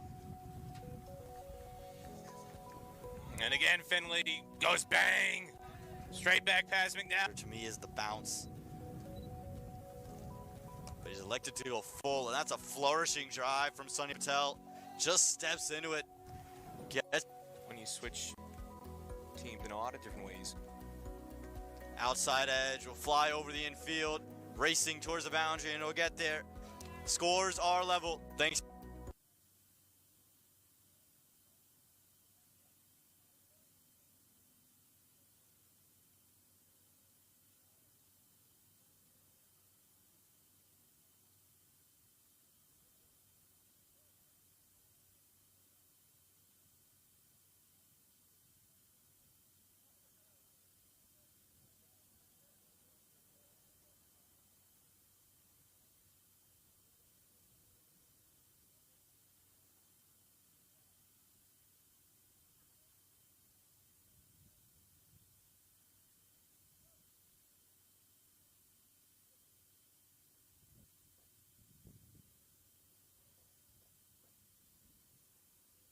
You're watching the Sunoco Minor League Cricket Championship, brought to you by our 2023 partners.